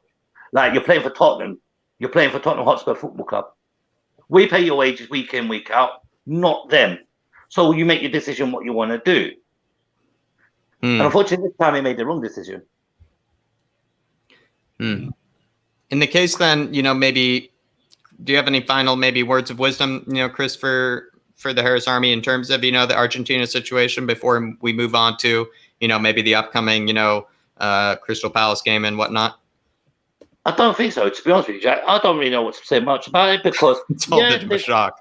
It was a farce. It was a farce. 8 minutes into the game, the Brazilian health authorities decided to walk onto the pitch to commandeer him and to bring him off the pitch. They had 3 days to do so, and they didn't. They waited 3 days. So either the Brazilian authorities are slow as anything, or Argentinians try to avoid that situation happening. Unfortunately, it did not work that way. But we don't know the truth. It will come out eventually, but at the moment, it's a lot of speculation from everybody. Because one report will tell you one thing, and one report will tell you the next. We don't know the true facts. But the Brazilian authorities were way too slow to react. Way too slow, and it's now made the football look bad. Yeah. Agreed there, Chris. But moving on to maybe a bit on the lighter side of things, Chris. 3 clean sheets, 3 1-0s. Do you feel like maybe the forwards are feeling a bit of pressure for not having finished maybe some chances they had? Do you feel like, we were a bit unlucky to only have 3 goals? Or do you feel like, it's kind of just, how do you feel like about the 3 1-0s? Is it just kind of a coincidence they were all 1-0? Do you feel like? But Watford, we could have at least 3 or 4. Wolves, we could have a 3 or 4. Man City, we knew that was going to be a difficult game anyway. Because Man City loved the possession of the ball and they're going to attack you no matter what. We could have had, 3 or 4 clear shot goals against Wolves and the same against Watford. Our finishing, we need more than Kane and Son. We do. We need the others to start contributing. We need the Bergwijns to start contributing. The Lucas is when he gets his chance. Because if they don't, I would say, sacrifice Bergwijn and bring Brian Gill on. Bring him in, see what he can do. Because he might actually freshen up the attack. And unpopular decision, David. And on Berger, give him a chance. For the goals, maybe, yeah. Who knows? Look, if he comes back and he gets his way back into Nuno's team, I'll get behind him 100%. I'll get behind him. Because I've noticed recently we've got a lack of creativity up front. We've got Son and Kane are banging the goals, but who's creating it for them? Do you know what I mean? It depends. Yeah. It just seems so slow at the front now. Where we're gonna grind out the 1-0 win, but against Chelsea, is that enough? Even the likes of Crystal Palace, we were 1-0 up 86 minutes against them last season. 86 minutes we were 1 up, and then we concede. 1-0 is not enough. It's not at all. Not again. We need something more up front. Do you feel like this season will be more of a, I don't know, maybe a second reminder, Chris, but do you feel like it's another healthy reminder, to the other players that they all just need to, kind of put in their weight? Yeah, I think it will, because it's all very well getting these 1-0 wins and being top of the league, but it's sustaining that, making sure we score the goals, adequate goals that we need. Yeah. It's not like we're even asking them to score 10 though, Chris. We're just asking, Bergwijn to score 4, maybe 5, and then someone else can pop up with 4 or 5. And that's not too much to ask, right, Chris? A bit too realistic for Bergwijn to get 4 or 5 the way he's going at the moment. He'll be lucky to get 2. Do you think, Chris, do you think maybe if like, do you know the way the squad is fitter in that now? Obviously, look, fitness had a massive part to play last season. Do you think now maybe that the squad is fitter, that you will maybe see some of these players chipping in with some more goals and assists and helping? Because look, I get what you're saying. I get what you're saying. Where the goal is coming from with Son and Kane and who's going to set each other up. I fully get it. But like, do you think maybe fitness might get more out of some of these players behind them? I hope so. I hope I'm wrong. I hope Bergwijn does start scoring some goals and Lucas starts chipping in with the goals. And maybe seeing Højbjerg scoring a 30-yard screamer. Do you know what I mean? and just go for it, go for the goals. Do you know what I'm saying? I would love to see it, but at the moment, I'm just seeing like 1-0. Okay, it's a good score. Like, yeah, we're getting 3 points, but it ain't enough. Because if we do that against Chelsea, try to play that low block against Chelsea, I have to say, I think we might get our asses whooped by them, and I don't want to see that. I want us to go out and tough game anyway, lad. You know, it's going to be tough. Exactly. And if we play like just go for the 1-0, we might get our asses kicked for that, and that's not a good thing to see. I'd rather just see us go down with fighting, fight for that every last ball, and try and get those goals. Score 2-3, and see what happens from there. Have that never say die attitude. Yeah, no, 100%.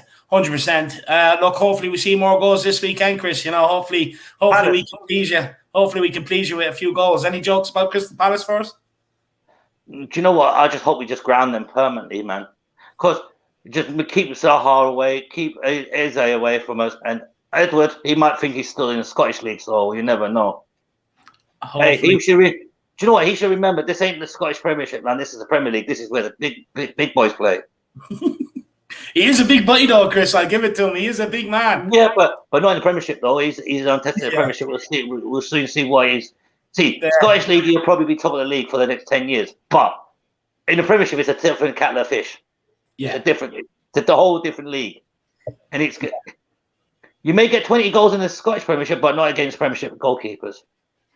No, 100%. 100%. And you know what? I just hope we see Arsenal get their arses kicked by Norwich. A relegation battle game. Norwich are due a win. They're due a win. They're absolutely due a win. I would love to see it. I'd love to see it, as well as maybe Timo Pukki show up with something. Even Josh Sargent, who I will say, you know, I kind of put as one of my, you know, maybe kind of gambles of the transfer market, which I think was a bit harsh to him. I will admit, you know, I was kind of just searching for a fifth one, you know, to include, so it felt a bit harsh. But hopefully he puts in one against the scum. But yeah, Chris, I'm with you. I really want Norwich to be able to continue the misery. I just want to see a Pukki screamer just against Arsenal. Just, you know what? But I just keep saying to the Arsenal fans, trust the process. Trust the process. Chris, just speaking of, I will get back to Dark Sun G Super Chat, because I know Dark Sun G, you know, he'll enjoy this. But you know, Chris, we have a bit of a gooner in here. His name is Devon. Anything you'd like to say to the gooner? Enjoy looking up. Keep your head up. Keep your head up. But don't look up at the sun. Don't look up at the sun. It hurts the eyes. David, you know what I'll say to the Gooners is, you know, it's like the top of the table. It's like the sun. You know, you can't look at it too long. You know, it's a bit blinding. It's not, you know, you have to wear sunglasses like us. You know, it's kind of meant, you know, for a certain crowd. It's meant for the cool kids, you know, to be at the top of the table as well. Devin, really do appreciate, you know, you tuning in. But, you know, like always, you know, what David and I always will say to the Arsenal fans is, it does seem like, you know, maybe the internet wasn't turned off at the right time. You know, 10 o'clock, you know, is usually the time that, you know, the Wi-Fi is supposed to go off. You know, it's a bit past your bedtime. But Devin, do appreciate you, you know, and as always, thanks for tuning in. It's a long way down. It's a long way down. Look, you know, he's in here for the banter. I love it. But Devin, you know, look, maybe you're just having a bad day because you got a Spurs jersey for your birthday or something like that, you know. You know, you never know. But Devin, look, what I will say to you is just keep the faith in Arteta. You know, he's going to be the man to do the job for you. You know, keep faith in the likes of some of them players you have. That fantastic player, Kolasinac, he's absolutely brilliant. You know, honestly. And Ben White. So, you forgot Ben White, Dave. 50 million for Colgate White. You know, look, absolutely ridiculous, that guy. You know, 50, honestly, Chris, they're the only team I've ever known that paid 50 million for Sky Sports to do an expose after the first game of the season. You know, they were the only team that were overpaying for any players, David. They were the only team that were overpaying this market. That's all I'll say. It seemed like Arsenal, they must have forgotten that, you know, like it was a pandemic market. Everything's a bit cheaper. It's kind of like, David, you know, they walked into, you know, a secondhand store. They saw all the sales and they just went for everything that, you know, wasn't on sale. It's a bit odd. It's a bit odd. You know, you can't explain everything, you know, to people. Obviously, you know, there are only so many things that you can explain to a person. But, you know, Arsenal fans, seems like you have to explain it more than once. Jack, the only thing I say to the Arsenal support, that for Devin and the Arsenal support there, is just trust the process, man. Trust the process. Yeah, 100%. Nah, big up, Devin. Devin's absolutely loving the crack in here. Big up, Devin. Jack Darkson G21 says, and Jackson G, what do you, anything you want to say to Devin? I know you love playing with a gooner too, you know, so anything you want to say to him? He says, to be honest, this decision that Celso and Romero made feels very annoying is because this season feels like it's make or break. No trophy and top 4 equals Kane. Bye-bye. Couldn't agree more. Couldn't agree more. Look, Jacko, what do you want to say to Dark Sun G? Dark Sun G, maybe it might be, giving. I don't think I'd be giving too much credit to Son. I just think Sonny wouldn't have done, what Romero and Lo Celso have done here. As much as I've actually defended Lo Celso and Romero, kind of saying, it probably was their FA that was pressuring them. It's probably, also the case that, the Brazilian government definitely had a huge, hand in this as well, intentionally. There are a lot of things that didn't go their way, I would say, Lo Celso and Romero. But if you were to ask me, would Sonny be in this exact same situation? I would probably say that wouldn't be the case. So I think that says a lot, about Romero and Lo Celso. As much as I think we might be getting a bit harsh towards them, I also would say, the likes of Sonny, other players would probably not be in this situation. And I think that's, for a very good reason. I think that says a lot about maybe the professionalism of players like Sonny. So let me know, Dark Sun G, but that's where I'm coming at it. As much as I've defended Lo Celso and Romero, that's what I would say to them is, they definitely could take a page out of Sonny's book for sure, because I know he wouldn't have done this. No, 100%. I agree with Jack. I agree 100% with Jack there, I have to say, Dave. I do agree with Jack what he just said there.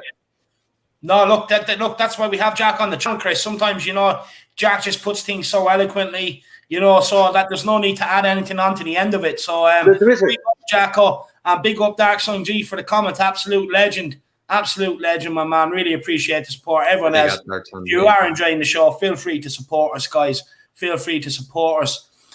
Chris, look, Kane and Son will start. Do you think maybe we might see a different formation, maybe play a 3-5-2 against Palace?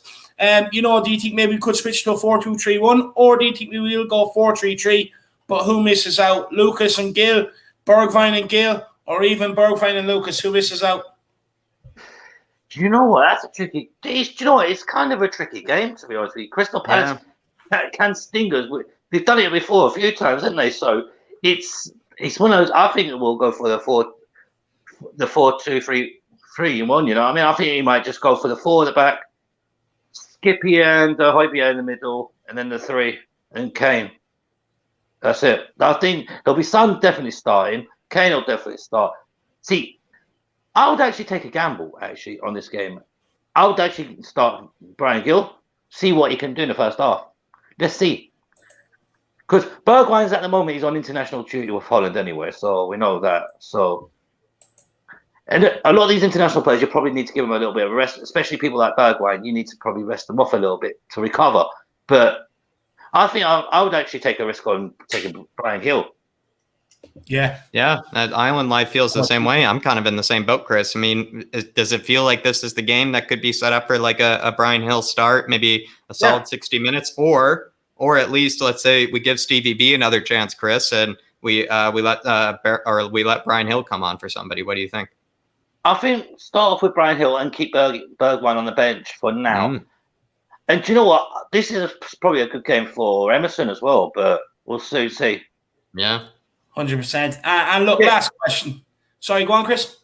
Just let him get his little bit of experience in the Premiership to see how he adapts. So give Emerson a little bit of game time as well, just to see. Let's see what he can do. Yeah. And on Berger, he won't be in the Premiership for a few weeks. He needs to up his game a bit. I know he's in Europa Conference League team, but let's see if he ups his game for it. Yeah, 100%. I actually forgot what my last question was now, Chris. I can't even remember. I do remember. So, what is it? Why do you want to see Bryan Gil be given the chance? What is it you think that he'll add that maybe we're lacking? Do you know what? He'll give us that pace and that more attacking threat where he ain't afraid to take a shot. Whereas Steven Bergwijn still like a rabbit in the headlights where he's too afraid to take a shot. You have to pay him a bonus, Chris, for him to even get in the box, it seems like. Yeah, that's exactly it, Jack. For me, I would love to see Bergwijn succeed, but at the moment, it's still, he's getting those runs in, he's doing all right, but it's his end product, man. His end product is non-existent. Yeah.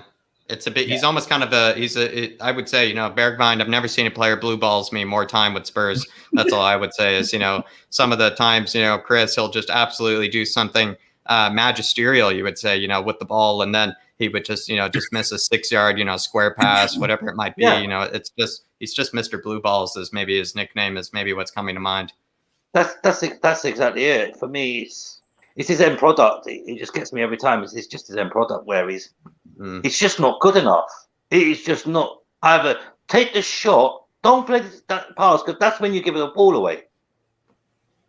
Yeah. He's in the perfect shooting opportunity chances, and then he passes. Why? Just go for the shot. Yeah. Yeah, look, hopefully it clicks. Hopefully the confidence, he finds confidence from somewhere, and it clicks, Chris. But look, Chris, anything else maybe you want to talk about before we let you go, my man? I'm not sure, man. I've been sensible again today, which is highly unusual for Been me. a good Winksitarian though as well, you know, Chris. Been very good compared to David. I'll say it again. Who? There you go. No, Well look, done. Chris is off the Winksitarian diet, just like myself. He was loving the show the other day with Alex. Sorry, Do you know what, David? I have never laughed so hard in my life. I had a rotten day at work, and I was wetting myself with laughter. I don't think I've ever laughed that hard for a long, long time. Glad the timing was good, Chris. I'm glad the timing was good. Yeah, Jack, it was the comments about Region and Davis. It was absolutely hilarious. I'm sorry, but anybody who can put Davis over Region, what Ben Davis are they watching? Who are they watching? Because it ain't the same Ben Davis who can't cross the bloody halfway line, is it? Surely. No, it must be that Ben Davies, you know, that scored a hat trick for Wales, you know, or something is what they're looking at, Dave or Chris. Because every time I see Ben Davis going towards the halfway line, I can see him turning around looking like Sanchez. You got directions. Do you know what I mean? And then it was the Winks is you shouldn't give Winks a hard time. But why not? Do you know what I mean? David, I've never laughed so hard. I have to say, I've never laughed so hard for ages. No, it was good. Look, it was a corker of a show, I have to say. No, I appreciate it. It definitely was one for the ages anyway. But no, look, we'll definitely see if we can get Alex on a bit more. And look, David, please bring me on when he's on. Please bring me on when he's on. We will, Chris. We will. Because that would be a corker of a show. What I was going to say to you before I let you go is, look, you know, maybe David already educated him. David educated him. Maybe he just needs, you know, it's almost like, you know, the next teacher in, you know, David gave him a bit of, you know, the science lesson, the mathematics lesson. You know, Chris comes in, gives him the history lesson, gives him the literature lesson. Maybe that's what we do with Chris. We'll have you go up against Alex. Jack, I'll tell you what, it was just so funny. I have to say, I just sat there killing myself laughing. Every comment, it was just box office smash it. Yeah, this is my favorite one as well. Is the hashtag Alex do your homework. It was absolutely brilliant. Yeah, Alex hashtag Alex more lines. Yeah. No, but look, what I will say is I want to say a massive thank you to Alex actually for coming on and playing his part in it. Absolutely Alex, brilliant. And look, I want to know, you know, everybody, the new hybrid version of Kaniki Answer Me, you know, over international breaks, we will be doing round 2. So get in, let me know who you want me to debate or who you even want to see debate. Maybe I can make it happen. If you want to see Alex and Chris, maybe I can make it happen. Me and Jack will stay neutral. We'll just come up with the topics and let the boys debate away. Alex seems to love it as well. Alex has good fun. He really enjoyed himself the other night as well. He was saying to us after, Jack, you know, so it's absolutely brilliant. So, Chris, look, maybe we can make it happen. Maybe the next debate will get you lined up, my man. Oh, David, please. It was just so funny, man. I swear to God. You lot just had him biting every single time. That was what the funniest part of it was. He just bit on everything. Yeah, you're right. It was like the fishing line just came out and it was a bite every single time. And it was even funnier every time. Like fishing in Alaska, Chris. Yeah, just too many bites. I know what too many bites. It was like he had the whole meal and came back for seconds, man. No, it was definitely fun. Even Alex came up with some classic moments here, you know, absolutely brilliant. But look, Danny Kiriakou says, Chris, I thought you wanted Winks to play. I swear he was your favourite player. Danny, I used to like you, mate, but I'm not sure if I do now, man. That is just hurtful. I'm hurt. Well, you might have to cut off his bun. You might have to cut off his bun for that, Chris. Yeah, too right after that. That's shocking behaviour. Who's the biggest fan? That is just like saying, I enjoy watching him play, and that's just like I have to switch to Steve Austin as I see him coming on the pitch. It's like, yeah, last 10 minutes I can't watch it. Sorry. Absolutely love it. Well, look, Chris, thank you so much for coming on, my man. I really appreciate it. Look forward to this, and I'll see you again soon. Come on, you Spurs. Beat Palace, stay top of the league. Come on. Come on, you know we trust, Chris. You know we trust. Love Big it. up, Chris. Everybody get in the comments. Big up Chris in the comments, guys. It's absolutely brilliant. We'll take this super chat and then we're going to get on the one and only, the Sean Snow. Dark Sun G says, I can imagine Son saying, sorry, I can't come to play for Korea since Spurs says no. To be honest, I would be happy if that happens. If that doesn't happen, great example. Look, yeah, I do think that would be the case as well. I don't think Son would travel if he was... If everyone else was dead set against it, putting things in place to try and tell him they can't travel, Son wouldn't travel. And, look, fair play for you, willing to accept that, because, look, especially when it comes to Ireland, I'd be a bit greedy when it comes to players, It's like just especially if you had a Sonny, David. Especially, you would probably kill to have a Sonny for Ireland right now. You'd probably absolutely kill to have a Sonny on your team. Stop. Look, we've got Horgan, compared to Son. That's who we have. We have, so we don't have great selections at the minute. I'd kill for a Sonny at Ireland. I really would.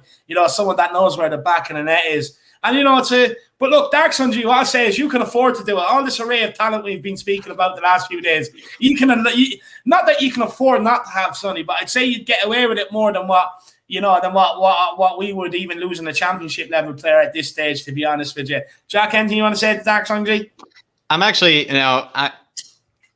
I'm kind of sad I'm even right about this, David. And he's kind of where he said, Sonny would say no, and he would even apologize, to the Korean fans, saying, listen, Spurs have told me, they don't want me to go, so I'm going to honor what they want, what they told me I should do.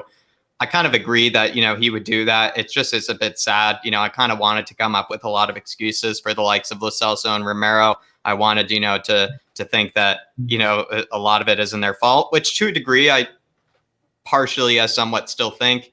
But when Dark Sun G just said this in the way that if it were Sonny, and it did pop to my head, if it were Sonny, would it have gone down this way? I really don't think so. So it really does, bring a bit of nuance to it when you bring Son into it and that he probably wouldn't have done it. But Dark Sun G, it's pretty amazing, I would say the selfishness, the selflessness, Dark Sun G, the selflessness that you're showing from, letting Sonny, not play for Korea. If I had somebody like Sonny for me, I would be like David, I'd probably be a bit greedy, but yeah, honestly, very selfless of you, I would say, Dark Sun G, and letting him, stay with Spurs and just staying at the club. But Dark Sun G, big yourself up as always big yourself up. It's honestly, it's always good to know that, you can give us this bit of insight, answer some of our questions, Dark Sun G, answer some of David and I's questions. No, it is. It's absolutely brilliant. And I'm glad to know that he did tune in the other day as well, with the Alex Do Your Homework. He's clearly still enjoying it. Big up Dark Sun G. What a man. But look, let's waste no time. Let's bring on the next man. It's a guy, first time on the show, guys. So, get in, support him, big him up like we do with all the guests, make him feel comfortable. But look, him. He's always in the chat, guys. And it's our guy, Sean. Sean, my man. How are things with you? Doing good. No complaints, really. A good weekend. Yeah. What made it a good weekend for you? Just 4-day weekend. Yeah, it's the Labor Day over here, David. It's the Labor Day. Lots of people have a day off today on Monday. The missus had a day off. She enjoyed herself over in Manhattan, where I was, talking to David all day with, what we have planned for the week. Good to see that you're enjoying, the weekend though, Sean. And, do you feel like you've been kind of just counting over, the international break, or do you feel like you kind of enjoy the international break? I love anything soccer. So I mean, anything. I watch A-ball down in Australia if it's on at night. So I watch world football. I don't care what league it is. I'll watch Slovakia or whatever. Doesn't matter. I can tell by your comments on flatcapeurotalk, Sean. I can tell. It seems like he's a bit of a scout himself, David. Someone you would put, in the Croatian league, to find the next up and coming itch. Sean would be your man for that. No, like, yeah, we should buy Diaby right now for the money that we were going to pay for Traore. Been screaming it for weeks. Musa Diaby. Let's Love expand and continue the Musa line. Yeah, actually, you can always have faith in a Musa. Always have faith in a Musa. They're good footballers. The Musas, that's what I would say. Sean, Catman Jess says, big up Sean Snow. Really enjoy reading your comments on the Flat Cap Euro Talk. Really knows his football. Danny Kiriakou says, big up Sean as well. You're getting a bit of love here already. People already know who you are. Adam says, big up Sean as well. Just give him time to be flagging me by the end of this. Look, Aaron Dubb is happy to see you too, Sean. Aaron Dubb is happy to see you. Adam is happy to see you, Sean, as well. So, Sean, you already got a good posse. You already got a good crowd. Supporting you. No, good debate. It's been fun. I'm really enjoying your show, so that's why I kind of upped the monthly support. No, look, really, really do appreciate it. Look, it's good to get you on. We want to start exposing some of these faces behind the names. So it's really good to get you on, Sean. And look, since it is your first time, why don't you just talk about whatever you want to talk about, whatever's on your mind.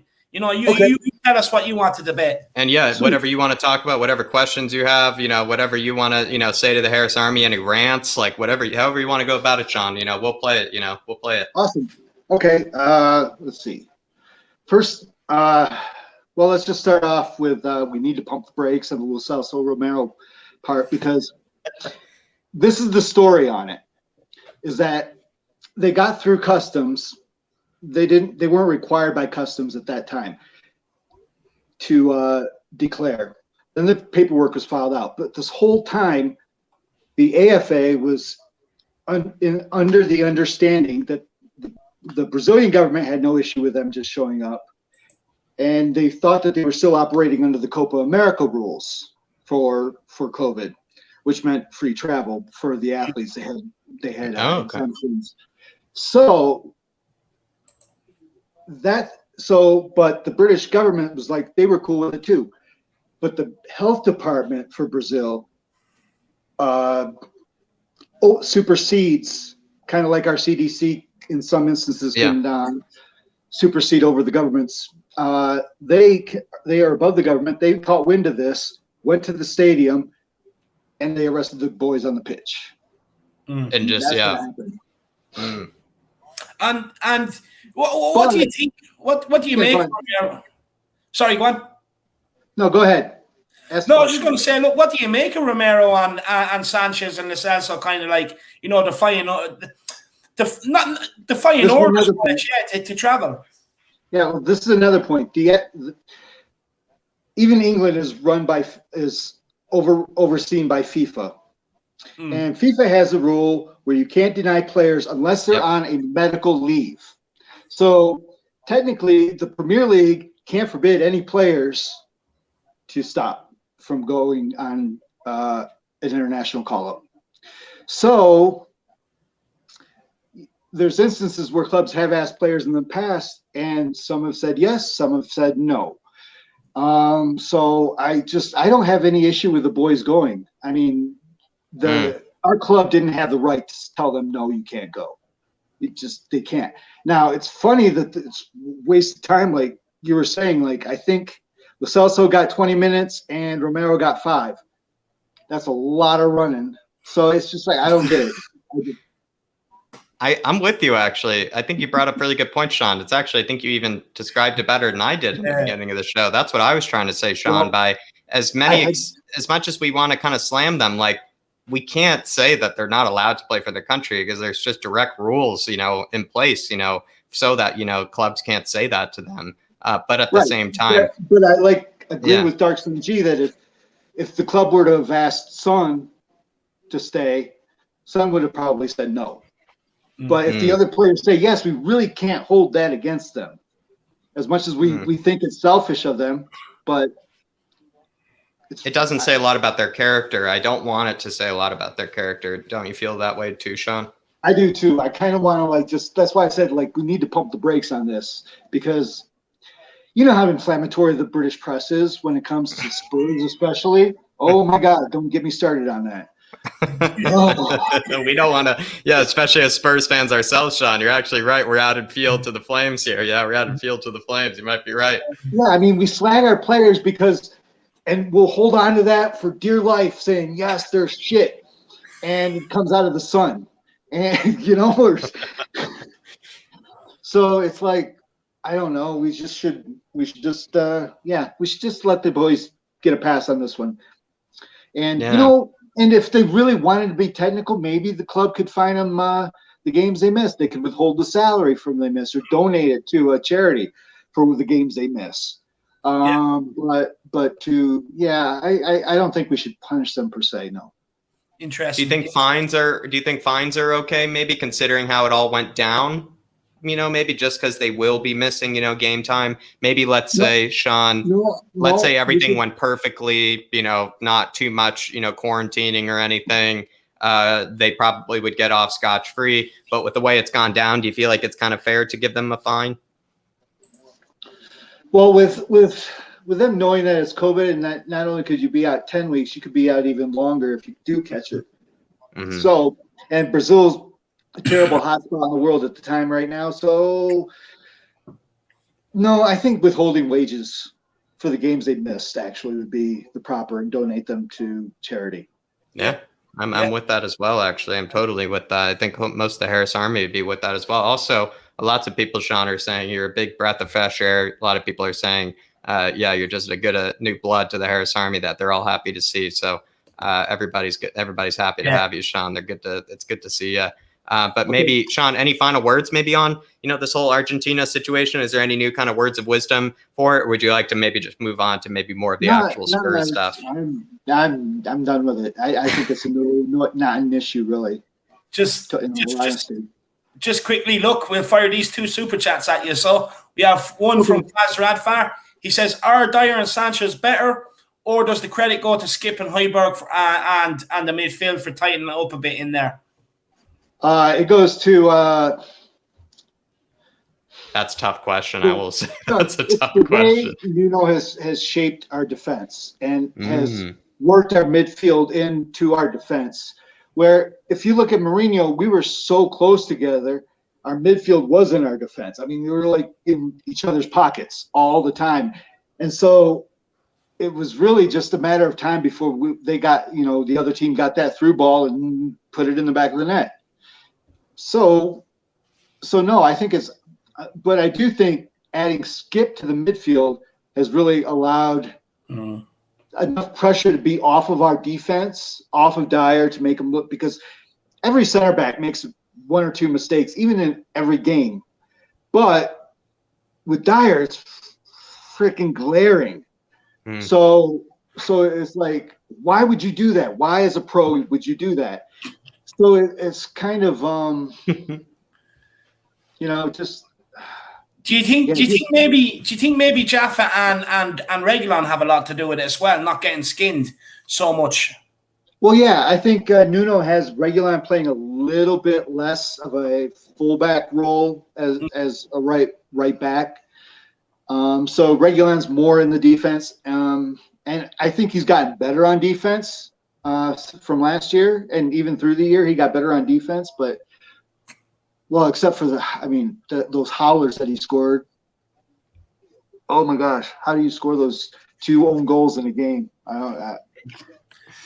I don't know. I'll never forget that match. Oh my God. Definitely not. It's in the nightmares. But big up Faz Radfar. Really appreciate the support, my man. What an absolute legend.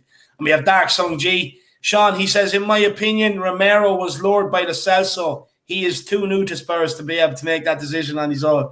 He's a man. He makes his own decisions. No, he's trying to make friends, Sean. He's trying to make friends. Sean, I'll in defense against Sean. Those two were buds from like under 21s, I think. Those guys have been friends for a long time. Nah. He's a big man. He's no scapegoats. I'd like to think, Sean, it's like Skippy, he's trying to, fit in with, Højbjerg and Tanganga, with the hard crunching tacklers, they're all just trying to fit in, make friends. And maybe that's the case of Romero. Last year, Skippy, before he was shipped off, took out Kane. So yeah, they're all just trying to fit in. They're all just trying to make friends. And that's another good thing. What I've seen this season is that we're not so soft. We're making a lot of fouls. We're creating a lot of fouls, and that's fine by me. That one Skippy did last time we played against Watford early on in the match when he pushed I forget his name, but pushed that dude in the back. That could have been the first yellow card. He picked up the second one in the second half, and he's off. So he's got to learn to know when. And he really didn't need to, because he had Sanchez and Tanganga converging on him. So it was just a dumb foul. It was a young kid foul. He likes to do that. I will say he likes to shove people right as they get into the 18. Before they get in, he does like that good shove. Third time he's done it. I think he's done it every game. It's worked out so far. But I'm with you, Sean. I'm with you. There have been a few times where maybe it was a bit too much of a risk.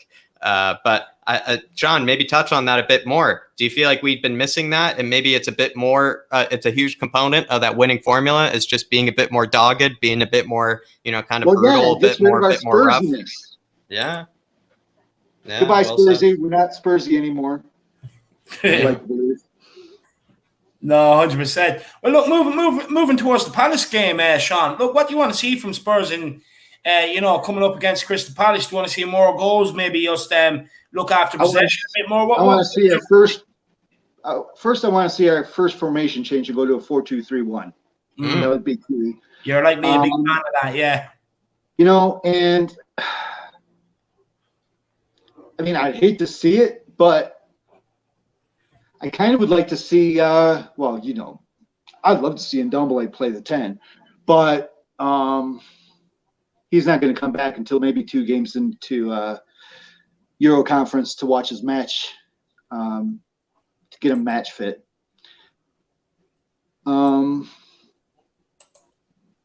Let's see. I would like 4-2-3-1. So it would be Reggie, and I would like to just see Emerson come on right now. You feel like this is the right game? He's played in Betis for 2 years, and now he's a seasoned player, and I think he had champion or Europa League last season, so he's got Europa. He's got an Europa season under his belt. So it's like, I think Emerson should come on, and I think Jaffet should come on the right side, Moon Boots on the left, Højbjerg and Skip, and Højbjerg and Skip. And if Nuno goes to the 3, I don't like seeing Dele. I'd rather see Dele more in a further up on the pitch. And I wish they would stack them, so they're kind of like playing layers, like Højbjerg in the back and Skip, and then they could rotate, when one another needs a breather. So that one in the middle is playing a box to box, and that gives Dele the less responsibilities defensively. And when he had that under Poch, he played brilliantly because he didn't have to track back as much. With that 4-2-3-1, do you think Dele could maybe play that role kind of off the striker, or do you feel like it would be maybe like you were saying, just asking too much of Højbjerg and Skippy? Yeah, I don't think Who would you play in that 4-2-3-1 at that number 10? I guess a defensive midfielder and a midfielder, and then an attacking midfielder with those 3, and just kind of stack them singularly. Yeah. Kind of in like a 4-1-2-2-1-2 kind of. Yeah, sure. Yeah. Or a 4-2-1-3, I guess, or 4-1.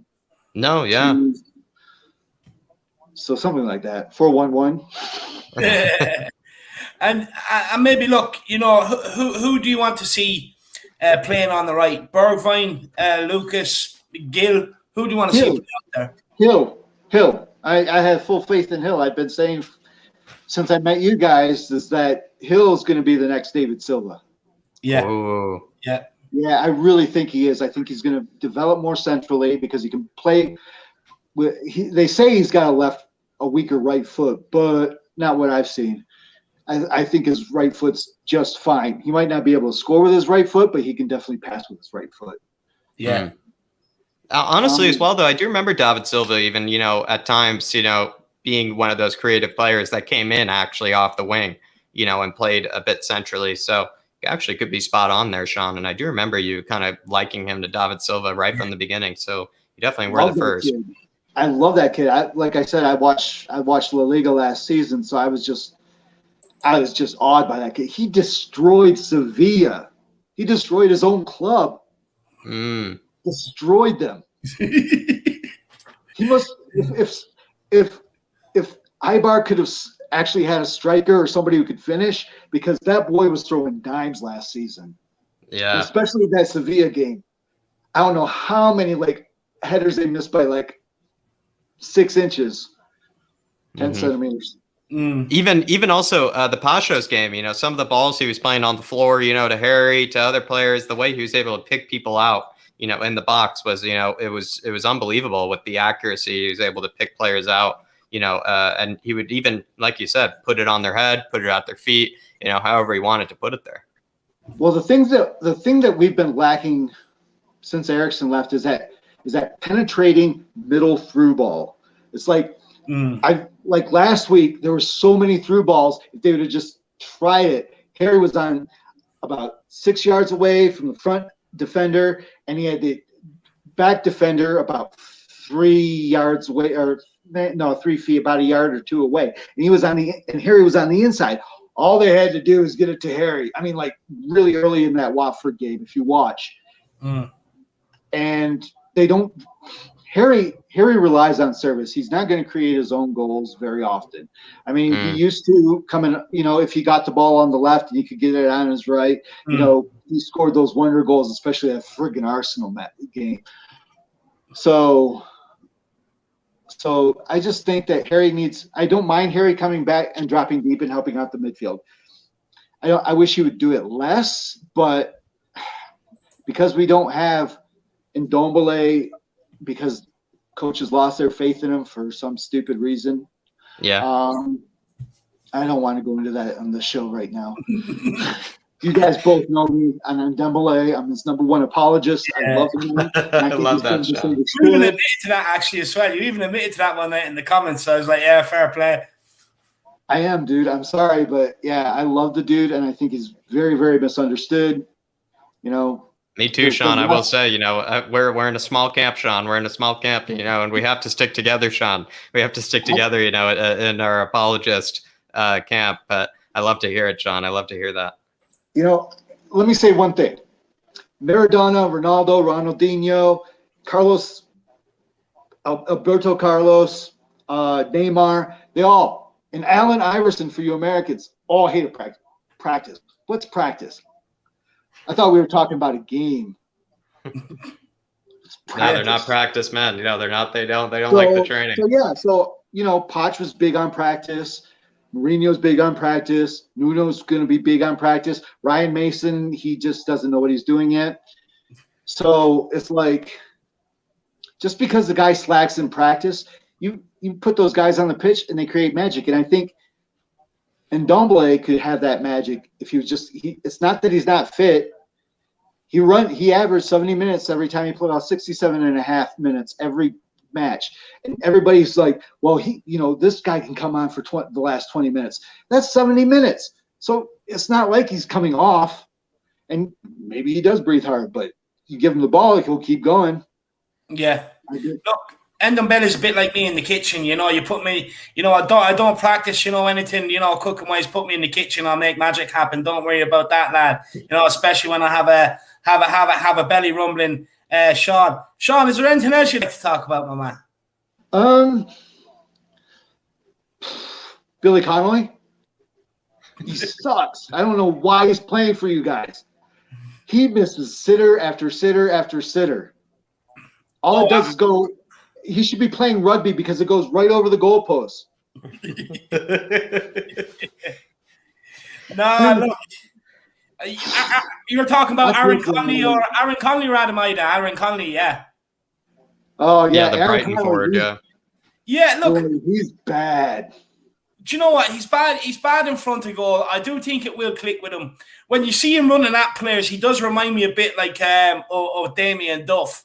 But will he ever get the clinical edge that Damien Duff had? I don't know. Look, he burst on the scene with Brighton.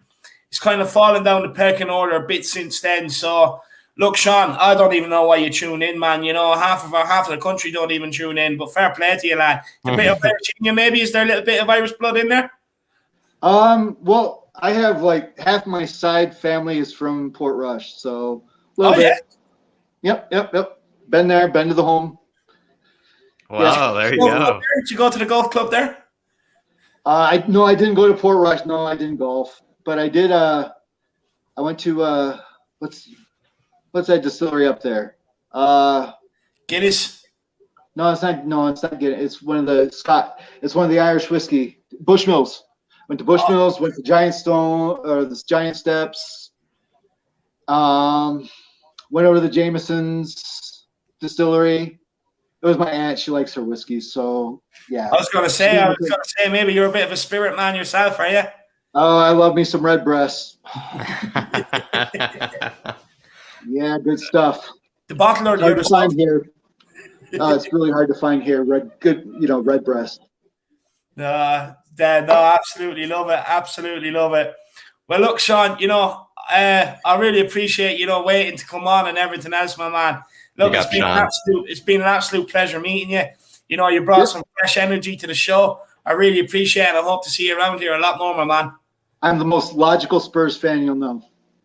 No, definitely. And look, I do hope to get you on more of these fan shows. I hope to see you on a lot more, Sean. You're a breath of fresh air, my man. I'm always up for a call-up, too, if you need to fill the hole. Absolutely, Sean. Absolutely. Absolute legend. And honestly, Sean, as well, we appreciate all the support, in this chat as well as Flat Cap Hero Talk. You're a very useful guy to have around, Sean. We really do appreciate you. When are we going to get a talk on Flat Cap Hero Talk? When are we? We need to. Honestly, we're trying to get the live shows. We're going to get the live shows up and going. People just need to invest in the Flat Caps as well, in order to come on to Flat Cap Hero Talk. That's what I would say. Is there a subscription there? It's just right now, just the subscription that you've already, clicked. It's a free subscription, and everything. We're just trying to get. Become like buddies. I pay this to you two. Maybe one day when we get up to, we have to get up to a much higher number, Sean. So we're already plenty close. We're already plenty close. Man, I'll be tweeting this shit for days. I'm huge on Twitter, so yeah. Let me. Yeah, look, put it out to many people. Look, we're looking to get to the 1,000 on Flat Cap Euro Talk. That's the magic number. So look, see what you can do. But Sean, we got what? You guys got like what? 20,000 on this thing? No, only 4,000. Only 4,000. Jeez, I wish 20,000, man. We'll get you 20. You're a legend, Sean. You're a legend. I love it. Boys, come on, you Spurs. I let you go off and have your smoke. I let you go off and have your smoke, my man. I don't want to know what's in it. You just go and enjoy it. No. This is tobacco. I was doing the other stuff while I was waiting, so it's all good. Just there you go, just to help the brain power. But a new know we trust, Sean, and come on, you Spurs. And also, Sean, huge breath of fresh air to have you on.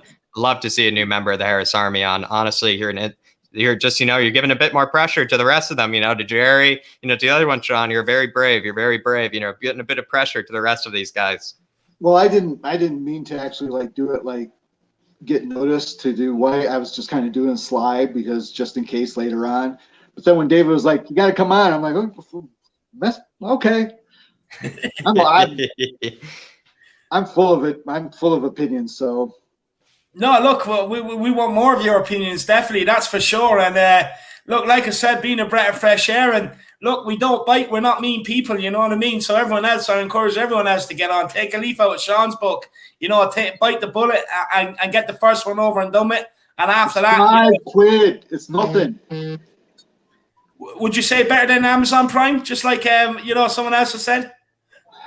It's cheaper than Netflix. There you go.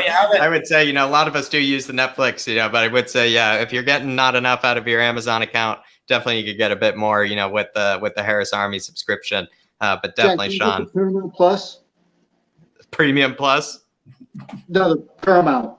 Paramount Plus. I do pay for the Paramount Plus. Unfortunately, yeah, that is one What's that? Is it worth getting? Because that one is worth getting, I would say, actually, because I think, what does that have? That has, I think it has Serie A or something, and then are they the ones that bought Serie A? I think they bought Serie A, and they have Champions League, so I would definitely tap into that one, Sean. Definitely tap into that one. Paramount Plus is very crucial to have, very crucial for us Americans to have. It's like Paramount. I think it's like $5.99 a month. Plus, Paramount Now, and Peacock. So that's I'm gonna turn off my TV subscription and just get just shut off the cable entirely. You're just gonna have to go into the dark. Just breathe Spurs only. Just breathe Spurs only. Netflix and Spurs. That's all you need. And the Harris Army. That's all you need. Just those three. That's all you need before you go to bed. Yep, absolutely, 100%. No, thanks guys for having me on. I really appreciate it. It was a lot of fun. Big up, Sean. I really appreciate it. Look forward to next week. Yeah, looking forward to next week, Sean. Yeah, I'm looking forward to having you next time.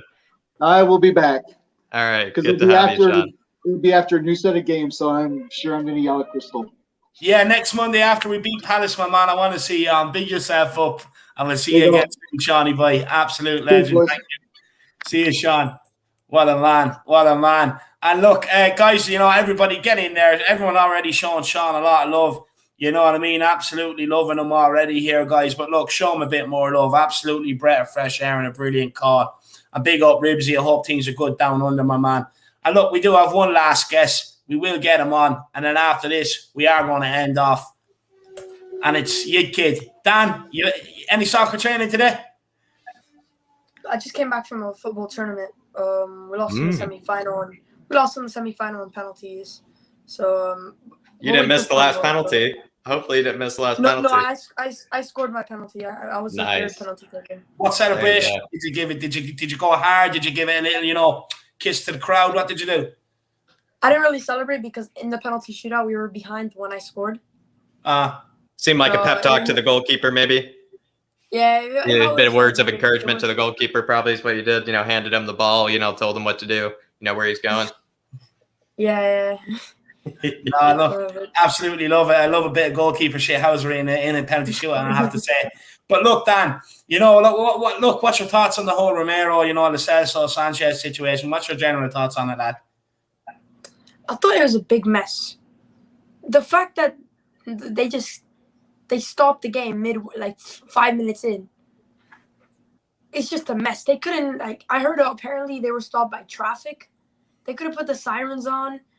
Or something to be able to get maybe called ahead of time, Exactly, man. There was a little bit of misconfusion, but still, I'm confused. I don't know really what's happened. I just know that they broke some guidelines. They lied about them being in England, and they didn't do some quarantine protocols, and they got on the field for some reason. I don't really know too much about it. I was not looking at it, but I saw the reports about it that they got deported and stuff.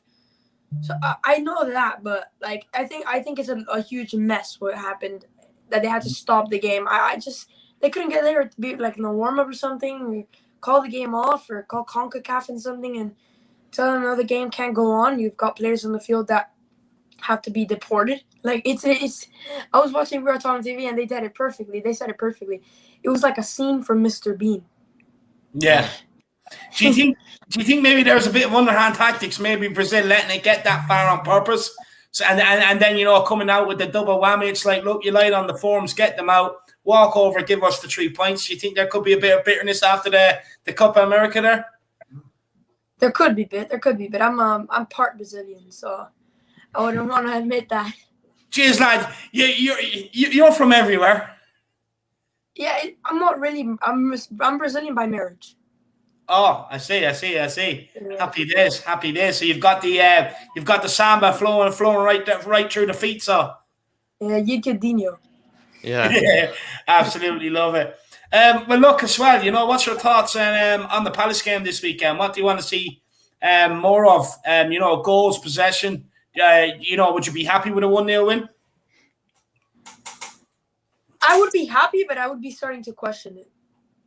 Because something's happening. Like, we're getting through a goal drought here. Too many 1-0 wins. And it's going to get to a point where it has to be, where we're going to do a last season and we're going to end up conceding one in the last 5 minutes.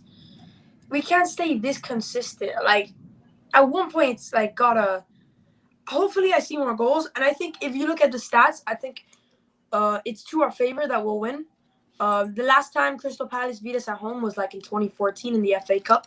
So I'd say that Crystal Palace, I think that we should get the 3 points and convincingly. You look at the last times that we played them. We played them in the first time that they came, our first game in our new stadium. We beat them like 4-1.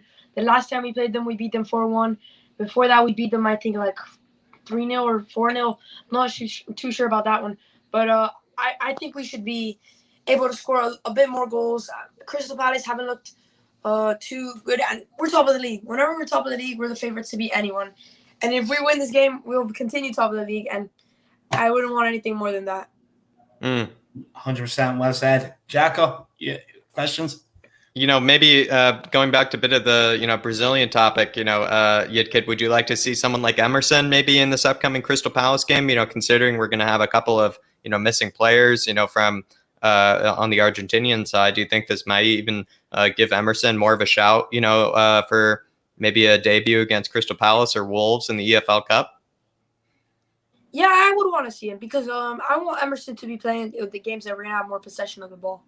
Yeah. I think Tanganga will be playing more of the games where we're in the back foot. But I want to see Emerson because he's more of an attacking threat. He's good attackingly, but Emerson takes him on that spot. But I don't want to say Emerson takes over Tanganga's position yet because Tanganga has done nothing wrong to lose his starting role. I think when we start playing against the week after we play Chelsea, I want to see Tanganga starting for that one. But Emerson Royal, I mean, I want to see him in the Tottenham jersey. I want to see him with a good performance. Hopefully, get him 3 points, maybe even a goal from him. But I want to see because I know I have a few friends that support Barcelona and they're a little bit salty because they just signed him and he literally just snapped them like that right after they signed him. Yeah, they couldn't even afford him. I think when they signed him, that was kind of the problem. Do you feel like, this game against Crystal Palace is kind of another test, in terms of our, possession, right? We're in the likes of Crystal Palace, like Watford, we're going to have a lot of the ball, Daniel. Do you feel like this is going to be another test, of how we're going to have to learn how to break a team down, with having lots of the ball instead of just counterattacking like we usually have? Yeah, I think we should be able to control more of the ball. I think that's an obvious bit. Crystal Palace, fair play to them, but they're not as close as a big side of us. They've got Wilfred Zaha that probably going to be their biggest threat, but I don't really see Crystal Palace dominating the ball possession. That's why I see Emerson playing and a few other players that on the field when we expect to have more ball possession. Interestingly enough, I don't expect Skip and Højbjerg to start for this one. I think they're two players that we start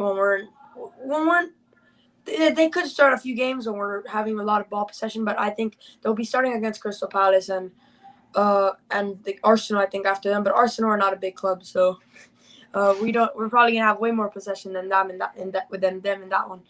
But I mean Emerson Royal should be I think I want to see him play. Obviously, we've seen Harry Kane international playing. Thank God we haven't had any injuries this international break. Thank God. Yeah, Session came back from the under-21s, picking up on that. Yeah. Oh well, he wasn't expected to play. Let's be honest. Yeah. But I mean, remember last season all the injuries that we had in international break. Yeah. It was a lot worse than this one. So let's just be a little bit thankful that nothing else happened this season. Ryan Sessegnon, I hope he gets back to fitness soon, but he was never expected to start. Maybe he was expected to start from the Conference League game, but I didn't expect him to start in the Premier League. What do you guys thought of Ryan Sessegnon though? Because I'm not sure. When we bought him, he was made to be this promising star. We put him out to loan, and he's come back and he started a few games but I think we should be wanting to see more from him. Yeah, look, for me, I agree. Look, I would like to see more from him. I do think he's lost his way. He burst onto the scene with Fulham at 16. You know what I mean? And he's had a decent enough career so far for his age. But look, he's off the back of an injury, coming into this season. He played, I think it was 45 minutes in the Chelsea under 23 game before he went out and played the Europa League game that time. And yeah, look, I would like to see more from him. But I think right now it's a case of that he's not fully over the injury. Clearly, he's not fully over the injury if he's picked up another knock on international duty. So there's definitely still something niggling there. Look, can I see him, making a stab at the first team this season? I don't see him getting into it, to be honest with you, unless a lot of injuries happen and it kind of falls his way. But look, he will get cup games. He will get Europa Conference games. And for me, I definitely think, it's up to him then in them sort of games to show why he should play. Because let's be honest, if he's not head and shoulders above some of the other players that are playing with him in them games, how does he expect to get into the first 11? So he has to be head and shoulders above. So look, it is what it is. A lot of people were calling for the Europa Conference League to give the kids a chance, to get them out there and give them a chance. A lot of people were calling for it, if I remember correctly. Jack, what's your thoughts on Sessegnon? To be honest, I kind of do want to see a bit more from Sessegnon. He was a bit disappointing, I would say, in the Pashas game. I probably, to answer Yidkid, I would just say, is he still only 20 years old, Dave, or is he 21 now, Sessegnon? I believe if he's only 20 years old, maybe we could, maybe not be too harsh on him, still give him a bit more time, to come into things. But yeah, I would say, considering how much progress he had last season at Hoffenheim, you would like to see him do a bit better. You'd like to see him produce a bit more, but also at the same time, we're a bit harsh over here with certain players. So Sessegnon, I would like to see him produce a bit more, but good question, Yidkid. Good question. I would say if he were to have another season where it's a bit unproductive, maybe not too much to talk about with Sessegnon, then maybe we would start to question the fee that we got him for. But at the moment, let's not put too much pressure on him is what I would say. Yeah. But good question, I would say. Good question. 100%. We have a super chat here from Sean Snow on another point. Player injured, the federation paid the wages. So, yeah, that's good to know. That's good to know, Sean. And I hope you enjoyed the cigarette, my man. Hope you enjoyed the appearance on the show as well. I really do. I really do hope you enjoyed the appearance. I want to see you around a lot more. But Daniel, look, you got to stop asking me and Jack the questions. Today is the day where we chill out and we ask you guys the questions. So look, what do you want from these next three games, Daniel? What do you want from Palace, Chelsea, and Arsenal? What points would you be happy with? Good question. 9 points. Yeah, that's what you'd be happy with. That's what you'd be happy with, David. That's his minimum. Would you say maybe 7? Would you be all right with 7? Maybe drop 2 points, somewhere? Well, obviously we did drop the 2 points between Chelsea. In the Arsenal one, I don't want to see a 1-0 win. I want to see a 10-0 win. Because, if we don't step on that club, I don't know. We got to beat them at least. If they couldn't beat Brentford, then we've got to beat them by a lot more goals than just one. But Crystal Palace, I expect us to win that game. Look, I have a lot of expectancy for this season. I'm not the type of person to say we're going to win the league. But I expect there's yeah, I know you are, David. You're Mr. Pollard, and a lot of people like you just give me this expectancy for the season. I'm so excited for this season, and it's like I know we had the same situation last season where we got excited and we know what happened, but I feel something different this season. We haven't lost a game. Last season, the thing that we already seen glimpses of what was going to happen to the rest of the season. We were seeing before we were top of the league. We had already seen the West Ham result where we went 3-0 up and then ended up drawing 3-3. So we had already seen some disappointing, late minute equalizers from that season. So it was like a sneak peek onto the rest of the season. But this season we're looking good. We haven't conceded one goal still. I don't expect us to concede a goal against Palace. Maybe Chelsea could score their first goal, make us concede our first goal, and we'll stop the clean sheet run. But I just think there's really some positive stuff this season. And Nuno Espirito Santo said the first interview that he had in as Tottenham manager that he wanted to make the fans proud. And geez, he's making me proud as a Tottenham Hotspur fan. I go outside every day with my Tottenham jersey on. I give a hello to my neighbors, Liverpool and Arsenal fans, and they don't know. The Arsenal fans don't even come out with the Arsenal fans anymore, with the Arsenal shirts anymore. They just come on the plain shirt that has nothing on it because they've got no hope. Their season is over. No, we're at the top floor while they're in the basement, Daniel. That's what I'll say. We're at the top floor while they're in the basement. We're up in the kitchen, where it's hot, where the pressure is. While they're, down in the living room, maybe down in the basement, where things are nice and cool, where, where the kids play, you might say. No, they're going to the underground railroads next season in the championship. Yeah, look, they can sing 1-0 to the Arsenal down there all they want. But look, Dan, pleasure coming on. But before we let you go, why don't you tell everyone where they can find you, man? Well, I have a channel, Dan THFC. Later on today, well, I'm not sure if we're going to have it today, but usually we do this show on Tottenham on Tour with Brian Dago and Brian Ireland. It's called The Final Whistle. We go over all the refereeing decisions on the weekend. What happened in Premier League. Since there was no Premier League, we're going to go over, I think it might be tomorrow when we do the show.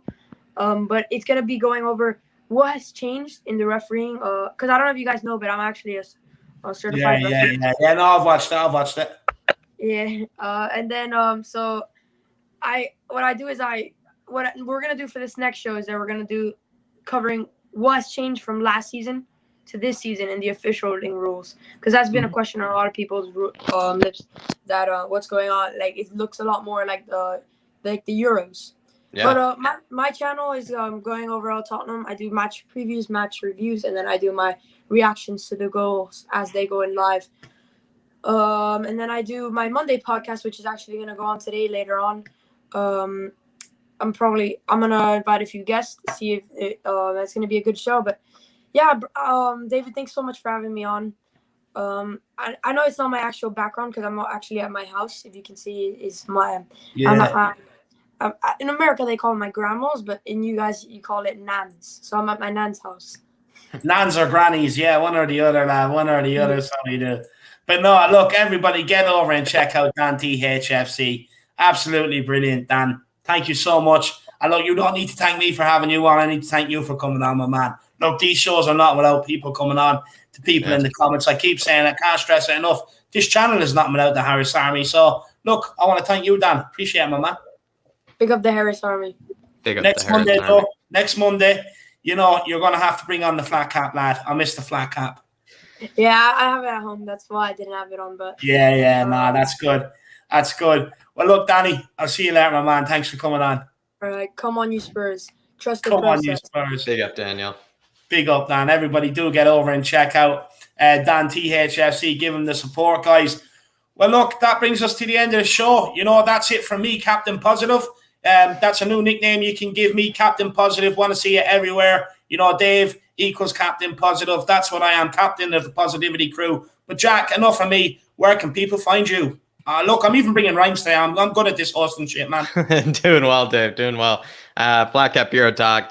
There was a lot of good transfer stuff last week. In case you missed it, I did. The best. I thought some of the best deals. You might say some of the best transfers for like the value. You might say just some of the best deals in general. I did a video on. I did some of the worst deals as also a video. Some of the worst transfer dealings as well. And then I also did in terms of. I looked at every single league in Europe's top 5 leagues, from Serie A to the Premier League to the Bundesliga, and I took one team from each of those leagues that I thought had a very worthy or noteworthy window. So had some interesting shouts, especially for the Premier League. I don't want to spoil it, but it's not maybe one that you probably hear too much. It's definitely one that definitely took a bit of convincing, I would say, for me. But I'm actually quite proud of it. Bit of an outside shout for my Premier League one. But Flatcapeurotalk, lots of Premier League kind of transfer related stuff going on. And then this Monday, I released just now my team of the weekend from the weekend before. and then more and more stuff that's going to be coming up, especially related to the Champions League. But yeah, there's definitely a couple of videos you can check out over there. It's in the description below, everybody. As always, Flat Cap Euro Talk, plenty of stuff to check out. Yeah, guys, look, I have it on good authority. Jack's releasing banger after banger. The fireworks stores, they can't keep up with the orders. You know what I mean? Jack, he's just dropping them left, right, and center. Guys, make sure you do get over there and check out the Flat Cap Euro Talk, one of the hottest channels that's growing right now. You know, make sure you do smash that subscribe button. Plenty of, football content to keep you going. I know a lot of people have been asking me, where have you been the last few days? No, I just thought I'd see what it was like to be Eric Dyer for a little while. Or not Eric Dyer, Ben Davies, sorry, playing a bit of Where's Wally with myself, but look, here I am. But one thing I will say is, guys, please do check out the Flat Cap Euro Talk. We want to, we want everyone's support, the same support you're giving us here. What I want to say is, so there it is. That's today's show. What you have coming up, we have Kaniki Answer Me Wednesday. What else have we got? I forgot my own shows. Yeah, Thursday is going to be Stats with Jack. Yeah, Stats with Jack. Make sure you tune in for that. Anyone that hasn't seen it, come and watch it. Give it a chance. Jack's going to be sitting down with the old tactical pad that we got put together for us and everything else. So make sure you do come and check that out. It's an absolute banger of a show. It's brilliant. Jack makes tactics, stats, all easy to listen to. It's a great show. Then Friday, we're back with the preview for the Eagles come Saturday morning. Look, I love nothing better than a Saturday morning hunt. You know what I mean? And I got a pellet gun, so I'll take them Eagles out of the sky. Don't you worry. I'll clip the wings and make sure they come into the game half-hearted. And hopefully we win that. Exactly, Jack. They call me, Captain Positive Sniper Dave. Absolutely love it. But look, guys, that's it. That's what we have coming up. Of course, we will be dropping, predicted lineup as well. Player ratings after the game, match review. the jazz, guys. So look, there you have it. That's it from me, Captain Positive.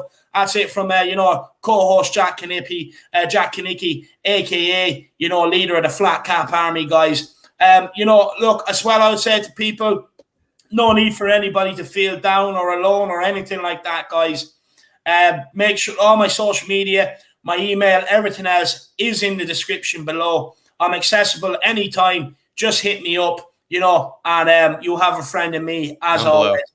And same as Jack as well, guys. You have a friend in us. Don't be afraid to hit us up. We're always there for you. And look, guys, I want to say a massive thank you to you, the Harris Army. Keep saying these shows are absolutely nothing without you guys. Your support, viewing in, liking, subscribing, commenting, and super chatting. It's absolutely nothing without you guys. So I want to say a massive thank you to you. If I ever do end up winning a award, which I doubt we will, I'm going to dedicate it to you guys. I'll make out a big, massive speech as well. Something like the Oscars, I really go for it. I'll get Jack to hand me the onion so I can get the tears rolling, the whole lot.